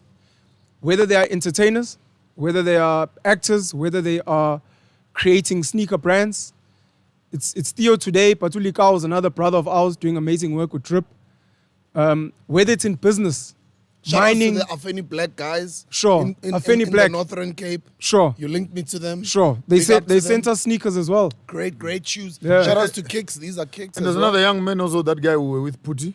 Yeah. He has come up with the Lieto. From Limpopo. He has come up with another tech also called Lieto. Yes, sir. Very nice. And there's another Yeah. one called Bomme, also from Limpopo. Sorry, Sure. finish your point. No, it needs to be that we become world class and we compete healthily and we learn from each other. We invest in each other's businesses. MAPONGA spoke about how we need to get closer to government business. We mustn't run away from it just because it's to a matendapreneur. We need to get closer because if you're not going to be doing it, who will be? Become world class and move into some of They're those the biggest, spaces. they're the move into biggest politics. traders. They're the biggest Yes. traders in the country. Yes. From the entertainment side of things in South Africa, Thibaut Touch said the same in our interview at Yeah. the farm. He said, I'm going back to the SABC as a form of service to my country. Yes. Yes, I'm an entrepreneur, I'm doing well on my own, but I kind of felt when duty called, I raised my hand and let me go serve my country. Without being pompous, I had an opportunity of staying here in South Africa Yeah. and retire here comfortably. Once in a while, do a presentation here and there, but sit in my palace there, do my music, I've been in that and palace. see my kids grow, Yeah. etc. But then I look back home and I say, what is the use of me enjoying so much to myself when my own people and the country where I'm of birth is languishing? Why can't I take a bit of, I did Amma Bishop as a program. I did Abafundis. I did the Joshua Show. I've been creating content, both online, offline, TV, and etc. And then I look at it, I go back home and I watch my Zimbabwean TV and radio and I feel, man, This is answering my question. man, there's something that can be done here, man. And I go back, and unfortunately, when you get back there, the red tape and the bureaucracy and the obsession with tradition, it's off the ceiling. You tell me, hey, man, this thing, it's not working, man. Let's create new content. But it's unfortunate, even when you want to help people, you still stand being jeered at, being laughed at, being stereotyped, being marginalized, being excluded. But you don't stop giving to your people because they're not appreciating you. I have a principle by now, DJ Subu. This one is a hashtag. I am qualified to work for the unthankful. You has a PENUEL because he ungalile yena. Hey, and I still PENUEL do. ungalile. Till today he stands on his point. He says, "Nah, ngalile abantu abamnyama." I am qualified to work for the unthankful. So you don't need to say thank you. I'll do what I must do because my reward is that I have done something for my people. Whether I get feedback, I get gratitude, it must be a bonus. But it's not the reason to do something that is right because you want to be thanked for it. Then you're shortchanging yourself. Why ungalile PENUEL? Intwana yami ngizokhuluma naye. Yeah, this is a long one. But I want to hear his reasons. I'm gonna answer you. Why he gave up on us? I'm gonna answer you. Mina njoba ngithuka njalo till today angeke ngibangalele ngiyabancanya sho. What media work, what are you trying to build in Zim? How do we try and get involved? Brilliant Zimbabwean dollar billionaire, Strive Masiyiwa, has built an amazing business, and part of it was in media. Kwese Sports at some point, which was here in Bryanston in South Africa. Yeah. He's got international businesses. He's built media. He's gone into tech. I think EcoNet, EcoCash in Zim. Are you trying to build an SAPC multi-choice in Zim? Are you trying to do something else that just promotes positivity? And how do we, forget South Africans, how do we as African brothers of yours get involved in the work you're doing? Before he answers, why are you running away from the question? I'm going to answer your question. Oh, okay, cool. It's because you were speaking about media, so I just want him to finish. Okay, finish. I was going to throw in a curveball. Again, there's space of media I'm looking at. It's not the mainstream media. I was looking at it from the social media space, where I wanted to create. I've created a platform called Before and After, which is just about to be completed in terms of websites and everything else. Yeah. So everyone who's got an iPhone or who's got an Android phone, the 3, 4, 5 million people in the country, everyone who's got a phone in their hands. All I want you to do is to, around the African continent, anyone, when I'm saying 2.5 million, so I'm talking about Zimbabwe, but around the African continent, anyone on the continent, when you see something good happening in your place where you are, just capture that and let's share a 24-hour channel. Then what they can do in the office is now to classify them. The agriculture ones, the sports one, the culture one, the dances one, the fashion ones, but that will become the back office. But I want to create a hub where we can simply harvest stories as they happen. Because you cannot wait for news at 8. While you're waiting for news at 8, there were 300 people who were on site. So why wait for 8 o'clock in the evening when news can be reported live as it is happening? It gives even the reporting of the news multiple faces, the honesty that we need for the event, so that you don't have to wait only for the SABC, Yes. ZBC lens. And here is news according to Ruben Barwe or according to Mvuyo Mfoko. Then it's only what he saw Yes. and with what his camera saw. Yes. But I bet you even if when a goal is scored in the stadium and you can allow 3,000 people in that stadium, each one to take a picture, how many angles of that ball will you see? And I think our reporting is lacking. And also, I think he who pays the bills controls the narrative. So our reporting is lacking that diversity. So I want to create an environment in Zim, firstly for the Zimbabwean community, Yes. but ultimately I'm seeing this becoming a big African archive where at the press of a button I can see what is happening in Sudan, what is happening in Angola. And all of us as African children can begin to have a community where even what is happening here, he could have been taking a picture of us and say, these guys are interviewing. Something is happening in Kenya, something is happening in Djibouti. And just for people, and because remember, apartheid worked very hard to make sure that South Africa was not in touch with the rest of Africa. Yes. So you would only see news of what's happening in the country. Yes. Even what was happening in Lesotho or Swaziland. But now in the free space that we are in, I think it's worth a while to say, how do we take the Hustlers Corner into Kenya? Who are the hustlers there? Who are the hustlers in Nigeria, in Ikeja or in Abuja? Who can we link up with there? We don't need to get to where you are. Just put a camera and etc. Sit in a room, bring a few business people. Let's have a live interaction as to what products do you have there, what products do you have. Before you notice it, this stuff could be in Nigeria by tomorrow. Yeah. Yeah. And what is in Nigeria? It will be because of this episode. What is in Nigeria? It will be by tomorrow because Yeah. of this episode. Yeah. And what is in Nigeria could be here by tomorrow morning. Yeah. It can be overnight flight. So for me, it begins to create a business environment, a community of knowledge sharing. And in the midst of that, there's lots of business interactions and information that could be spread across the borders. Like right now, you may not need to buy X from X.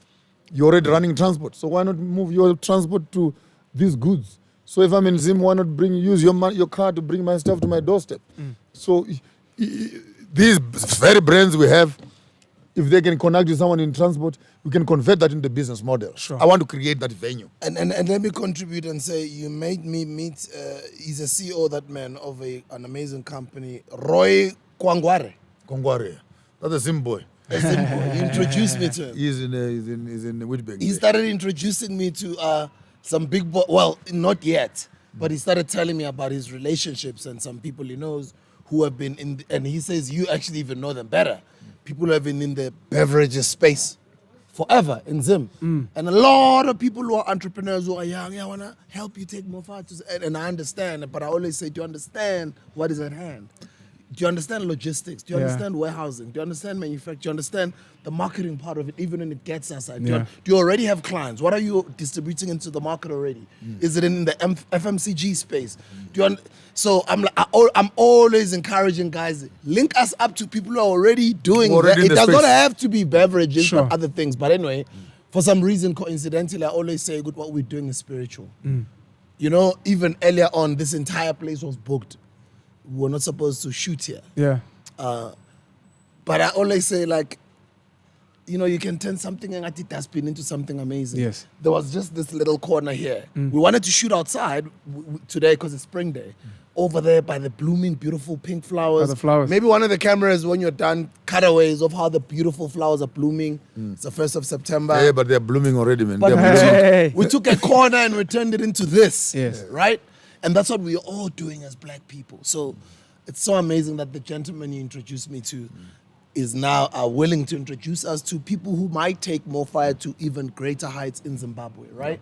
And you are sitting here, and earlier on I was speaking about land, and you're like, no, not even land. And he's like, even mining. Yes. We can have a conversation. Yes. My business partner in Mofire with his other partners, they're into mining. Guys, these things, it's our time. Let's is our do time. them now. I'm wearing Kisua Africa.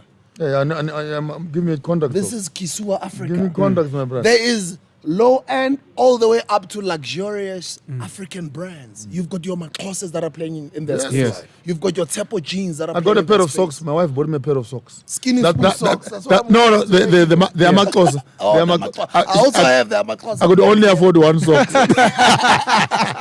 But what's nice But is, they're nice, they're nice. But what's nice is we've got a market of you whom are our leaders wearing Louis Vuittons, wearing Gucci's. It's okay. We're saying there's nothing wrong with you guys playing in that space. But play in that space with African brands. No, 'cause but- we now have them. I made a promise. Right? I made a promise. As far as brands are concerned, never. Over my dead body. Cheese. Never.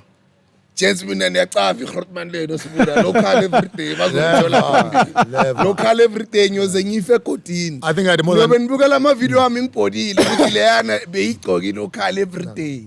Niyazi bafethu, guys, we're in a struggle. We said last week, none of us is a winner. No matter how much you can be successful, PENUEL, Yeah. None of us is winning. I love the until we fact all you spoke about the corner. When we had him previously here, Professor J.J. Tabane spoke about how you need to brighten the corner where you are. You know, and it's a song that a lady that I know well, Unozugo MAPONGA, who's written a song about it, brighten the corner where you are. So I'm very appreciative that we've lit this up. People who's helped us with the color schemes. Yeah. Of course, so I'm quite inspired and I'm looking forward to joining this. Humans of New York is a plug that people can check out where normal people's stories have been documented on the internet. Positive stories, some sad stories. I'm hoping that before and after is going to be something like that. Yeah. Of us documenting our stories. And we've spoken about this before, that with our phones, there's no reason why you have to wait for news cameras. You, wherever you are in a car, a story breaks, a fire, go with your phone, pretend you're a presenter, pretend, of course. All of a sudden on Twitter, on YouTube, you're the guy that people go to Ekaslako for stories. For stories, yeah. All of a sudden, you're getting hired by some of these big companies, or some of your news are going international because you were the first person on the scene. And I think So we have to do that. it's a Facebook and YouTube space. But all we are going to do is to run a small little program prior. But it will be like a 10-15 minute how to capture a good story. Yeah. Your camera must be horizontal. First thing, give me your phone there. First things first, when you are going to be taking a storyline, maybe we better just do it now. When you are going to be using your camera to capture any story, don't take it at portrait. Now DVD, guys. Please. Sure. All the pictures you send on social media. I know also YouTube supports this type. They must be Yes. like this. Landscape. Okay. We're going to use them on multiple platforms. Filming, So if it goes on YouTube and you put it like this, then there's those black Yeah, things it cuts on the side. The side, So yeah. the first rule is that always use your camera Landscape. on landscape.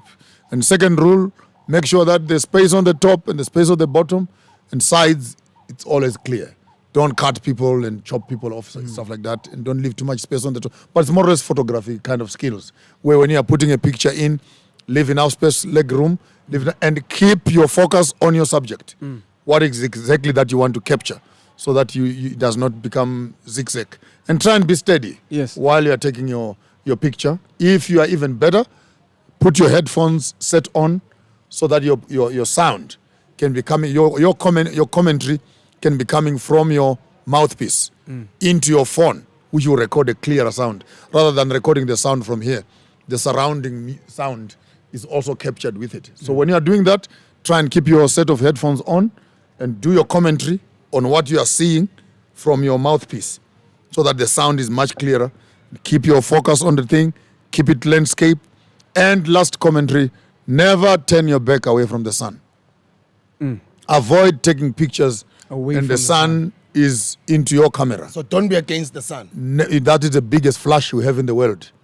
For what it is worth, always make sure that you use the sun as your flash. Yes, that's your lighting. Try by all means to keep your back away from the... No. So your back must be your to back the to the sun. sun. Yeah. Your Your back must be to the sun. Your sun must be on your back. On your back, yeah. And your camera can go this way. First few rules of how to shoot a good picture. And while you are shooting, before you click the shoot button, walk around and always see where the best shade is. Boom. So that you can now see where there's more light, more reflection, and get to capture a good picture. And remember, when you capture a good picture, you never know. Your picture might actually be worth a few more millions in a few years later when you are the one who captured it at the right angle. Do you understand why I sell in the streets and why I do my videos? Please tell us. So no, that's what I mean. Like, I'm happy that he's going towards building some media platform in Zim. Yes. And is already communicating to the audience out there, to the. When I talk about hustlers in the streets, man, I get emotional because that's me, bro. Yeah. Like, I'm just those guys. Sister, sosanguve. Kama Pitori retlaka mama bupane Pitori ko renkeng retlam now like katlohang ngozan ngapa Tembisa ngapa Alexandra ngapa Jos ngapa. I'm those guys that are selling there. Sabona kushan mama ano ana khona sister mina lenje 10 rand. Those guys, that's what he's speaking to. Yeah. Because he's developing a business model and he's speaking to the masses of people in the streets, ordinary people. And he's just giving them just simple lessons. And that's what I do. Simple lessons. Smile. Greet the person with a smile. Be friendly to them. Be humble. Take the product, put it into their hand. Let Tell them feel how it. they're Let them gonna feel it. Let them feel the product. Yes. Yes. Awanyanga. A cold can is a sold can. And do you know what I do? Khona banokuspray ukuthi Yeah, ijuluke. And imagine after a few shows that I'm going to be running, when I begin to collect videos on how to. I want to do a how-to show where wherever you are around Africa, take a video showing us how to. So whether it is preparing Teach food, us. whether it is preparing furniture, whether it is artwork, whether it is, but just capture the how to and see the amount of information of Africans sharing how What I to. love about what we're How to. doing. It's simple education, How to make materials. I don't have Like to in go. Ghana. I don't have to go for 6 years in university to Sure. learn this, bruh. Sure. I can learn this in just one video, and I can go and apply it, right? No. And that's what I'm trying to say to the people out there, that the most sophisticated information that we can speak about or politicians can speak about, it boils all the way down to what PENUEL said, not on last week's episode, on the weeks before's episode, when he says, brighten your own corner, like what he was just saying now. Yes, we complain about the national issues. We complain about provincial issues. But uhlalapi, which municipality rules your area or runs your area? Who are the councillors there? What difference are you making in your own little corner? How does your in home look? Community? How Jordan does it- Peterson says you make your bed. in the What I morning. mean, I'm saying. This one Make your bed. this one gets me mad, Panuel. Yes. Every time I put a poster up, of course, I'm in a polluted political environment in Zimbabwe. Yes. Where you put anything up, it's about ZANU-PF. Of course. It's ZANU-PF. And I'm saying, guys, are you telling me that even wiping your backside, ZANU-PF must be involved? it has gone so bad that anything that you post, ZANU is to blame. Yes. Like you cannot even brush your teeth. There was a storm today. It must be ZANU-PF. some You more. must be- Yeah, Thank you can't- so much. You Bruno. must blame ZANU-PF. Some more water for Some- we're some- going. We're not stopping Some, until the some bishop- certain things. until the bishop Some stops. certain things you don't wait for ZANU-PF. Some certain things are basic things that you can do for yourself. Part of the Wake up in the work. morning and clean up your yard. Part of the work that I'm doing is to try and get people to rely less on government. It's bad for politics, it's bad for business, but it's what's best for Africa and Africans and the world at large. You can't rely on politicians forever because that is not dignified. And that's not who we ever were as people. Small basic things. There's a hole in the street in your yard. Come together with your community and resolve that. There are certain issues somewhere. It can't be that the schooling system, religion, it can't be that politicians have stolen your brain to a point where you have become a vegetable and you can't solve basic problems. I mean, when you look at Kagame, I also experienced the same when I was in Nigeria, where is it the first day of every month or last day of every month, where you are not supposed to get out of the house before 10 o'clock, because it's the cleanest day. You just get in front of your house and clean your house. And Kagame has created the cleanest city in Africa on the basis of just in front of your house, in front of your office, pick up the piece of paper. Kigali. Plant, What city is this? yes, plant a tree, plant some flowers. And here we Plant are. a tree is one of my passions. And here Plant we a are fruit living tree. in Johannesburg and other cities where we are actually the littering community. And we expect the government to say, but It was you. You get to Johannesburg in couple past 6 in the Yeah. evening, and you drive through, Yes. and you see the amount of litter that is, and Yes. and you look at it and say, but how about we teach the people who are throwing this rubbish? There's a dustbin next to you. Yes. And so cleanliness for me is not a government agenda. It's really not. There's some things. Littering. I There's get some angry when things. people openly takes and throw a can of more fire out the window. This thing is not biodegradable. You No. use rather keep it fit when Yeah, Basic this is an logic. emblem. It's worth keeping. It's worth keeping. And then you find other guys, mind here, who take these more fire cans because it's good material there. Yes. They take these cans, melt them, and They make recycle. pots, make dishes, those nice dishes, and they make canisters. They also make flower pots and stuff. So there's another business that we need to build. When someone has had the juice and they're throwing away the can, there's another business starts. Another from business that can, starts. Yes, that is branded more fire. Going that Yes. direction. And there's in a shortage of aluminium. and in Nigeria also, there's another guy I saw who takes plastics, this bottle plastics, mix them with the sand, and he makes paving. Wow. Makes paving.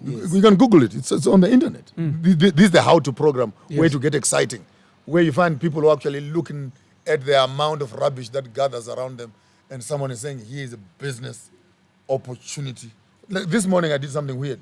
You know that flower thing on when you enter my house? Yes. I destroyed it. I removed all the flowers. I planted some spinach. You've been doing that though for the past couple of weeks. I saw. Vandalized it. And You've put taken some out spinach. these plants that do nothing and you're planting food Transform and medicine. yes. Plant food and medicine. I'm paying a bill for water, for pouring on grass. I told my wife, hell no. You like it or you don't, go jump. Yes. We can't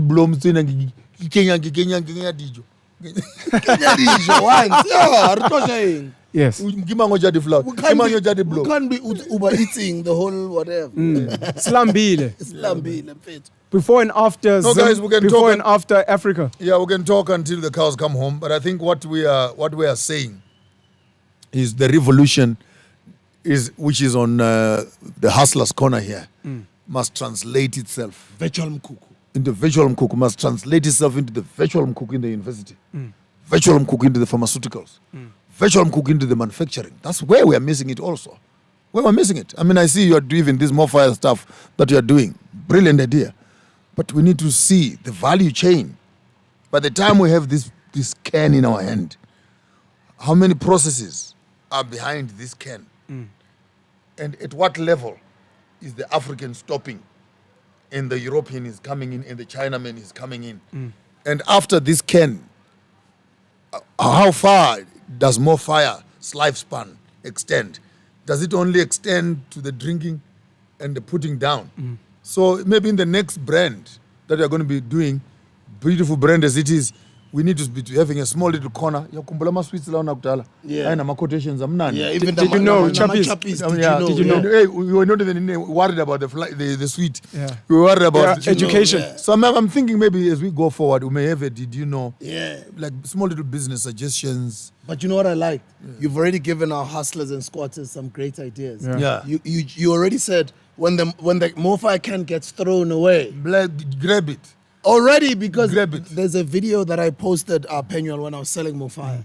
And one of the things that I said to convince the customer to buy it, I was being persuasive. Yes. I was not going to let that customer go. I was going in. Sure. I convinced them to buy, I think, more than one by saying, you can even, this thing's going to be worth a lot in the future. Yeah. You can take it, your room divide. That's exactly what he's Sure. saying. Somebody else can create that business and say, okay, cool.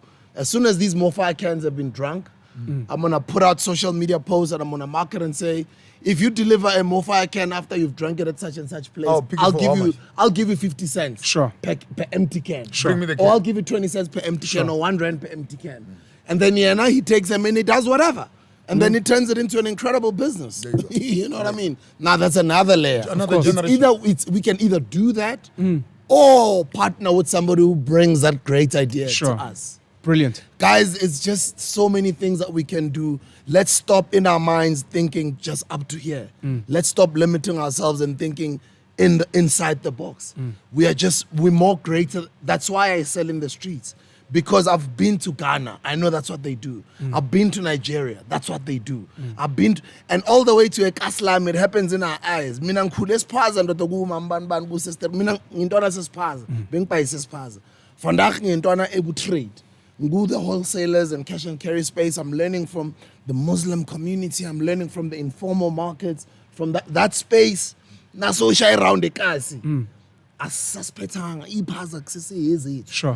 Because sine scam umuntu nakapayise khoneni simbona sengathi uyisididi. Sure. And that's where the money is. That's where the economic freedom in our lifetime is. 100%. I would want to conclude with what DJ Sbuya said and also pick up a bit on what you have already mentioned. There are three types of people. Those that think in the box and they are stuck in the box. Because the box defines the limitations. And Lord help me, we don't even know who designed that box. But some people are simply locked in the religious, economic, political boxes, academic boxes. And they are thinking boundaries on the walls of their limitations. Group number two are those who think outside of the box. Beautiful space. They've jumped out of the box, but unfortunately the box is still the reference of their thinking. In as much as they want to do an idea, they always ask themselves, what will so-and-so say? What will the box say? Because the box remains the standard in as much as they're outside of the box, they're still being controlled by the mindset that is inside the box. Group number 3, my kind of people, ban the damn box and think. Ban the box and think. Creativity, whether it is art, it is business, forget always complaining about limitations. There is space where there is no reference, where education must happen, where pharmacology must happen, where politics must happen, where medicine must happen, where culture must happen, where boundaries and borders must happen, where the African child must stand. And for the first time, the box and the reference to the box is no longer what defines Paniel as a South African, as an African, but defines him as a human being, 100%. alive on earth with the full rights of the space that is obsolete of anything that limits me to what I should be, how I should be, where I should be, and how I should be. And I think the African child needs to start understanding the freedom that is found when one African child stands there and who refuses to be identified either as African, Zimbabwean, black or what, and simply says, I'm a human being and have something I can contribute into the space of nothingness. I thank you, gentlemen. Thank you, sir. Geez, before we close, I just want to say thank you. I don't know if the camera's still on me, just. I'd just like to thank Maponga J for gracing us, for his endless wisdom. We're looking forward to coming to visit again in Zim. To all the virtual squatters that jumped on, guys, please don't forget to subscribe so that we can give you more education. Subscribe on my channels, subscribe on DJ Spoo's channel. Maponga J, Farmers of Thought. Please follow What's Maponga enough? J, Farmers of Thought. We're going to be creating before and after Zim. We're going to be visiting Zimbabwe as he's invited us. We're going there to get into mining. We're going there to get into media. With Matsila Koko, we're going into energy. This is the time for us as Africans. And by Africans, and this is going to answer DJ Spoo's question, but I'm going to do another conversation with him. When we speak about colonization, we speak about Europeans and we speak about white people. But in particular, we're speaking about an evil group of people that have come and colonized all of us, not just black people, not just black Africans. There are white children out there, there are Indian children out there, there are colored Chinese children out there who also need the decolonization project. Because these same systems are oppressing you. You are also being throttled by the same red tape regulations, and you are hungry for something organic, something that is beautiful like this continent of ours, especially in this month, which is African New Year. It is not just for black-skinned people, it is for all of you that live on the African continent to celebrate and enjoy with us and build with us. Subscribe to our channel. Please make sure that you become a member and join. Make sure that you click on the notification bell. And we're going to see you guys on the virtual Mkuku again soon. And don't forget to join us at Inzalo Yelanga, where we'll be celebrating the African New Year on the 23rd of September, the virtual Mkuku. Come. We love you guys very much. Come, bro. Let him close it. Let him close it. I don't want to call it a prayer or whatever it was that we started. Let him close it. Now that we have started and we're coming to an end, may the grace of the land rest upon us all. From ceaseless ages of history not told, may it be resurrected in our souls. May our blood beat up with the rhythms of the past. May our visions be catapulted to the future we expect. May our dreams be filled with dreams of unexpected endings and possibilities. Let the children of this land arise and stand and be counted. Let the rains fall gently on your plants. Let the winds blow softly on your faces. May your tribes increase and all those who hate you be scorched by the sun. Let this tribe increase and grow to its full potential. And may all those within the reach of our voices be able to find a new beginning. And let the grace of our ancestors turn with joy and expectation as the young generation of the future is rising to achieve the objectives of which you have created years for. Dismiss us now with a blessing. And until we meet again, may the spirit of this land rest and reside above and within us all. Shalom. Africa, Africa, Africa. Happy New Year. Siyabonga kakhulu bafowethu, we're out. This is the Hustler's Corner.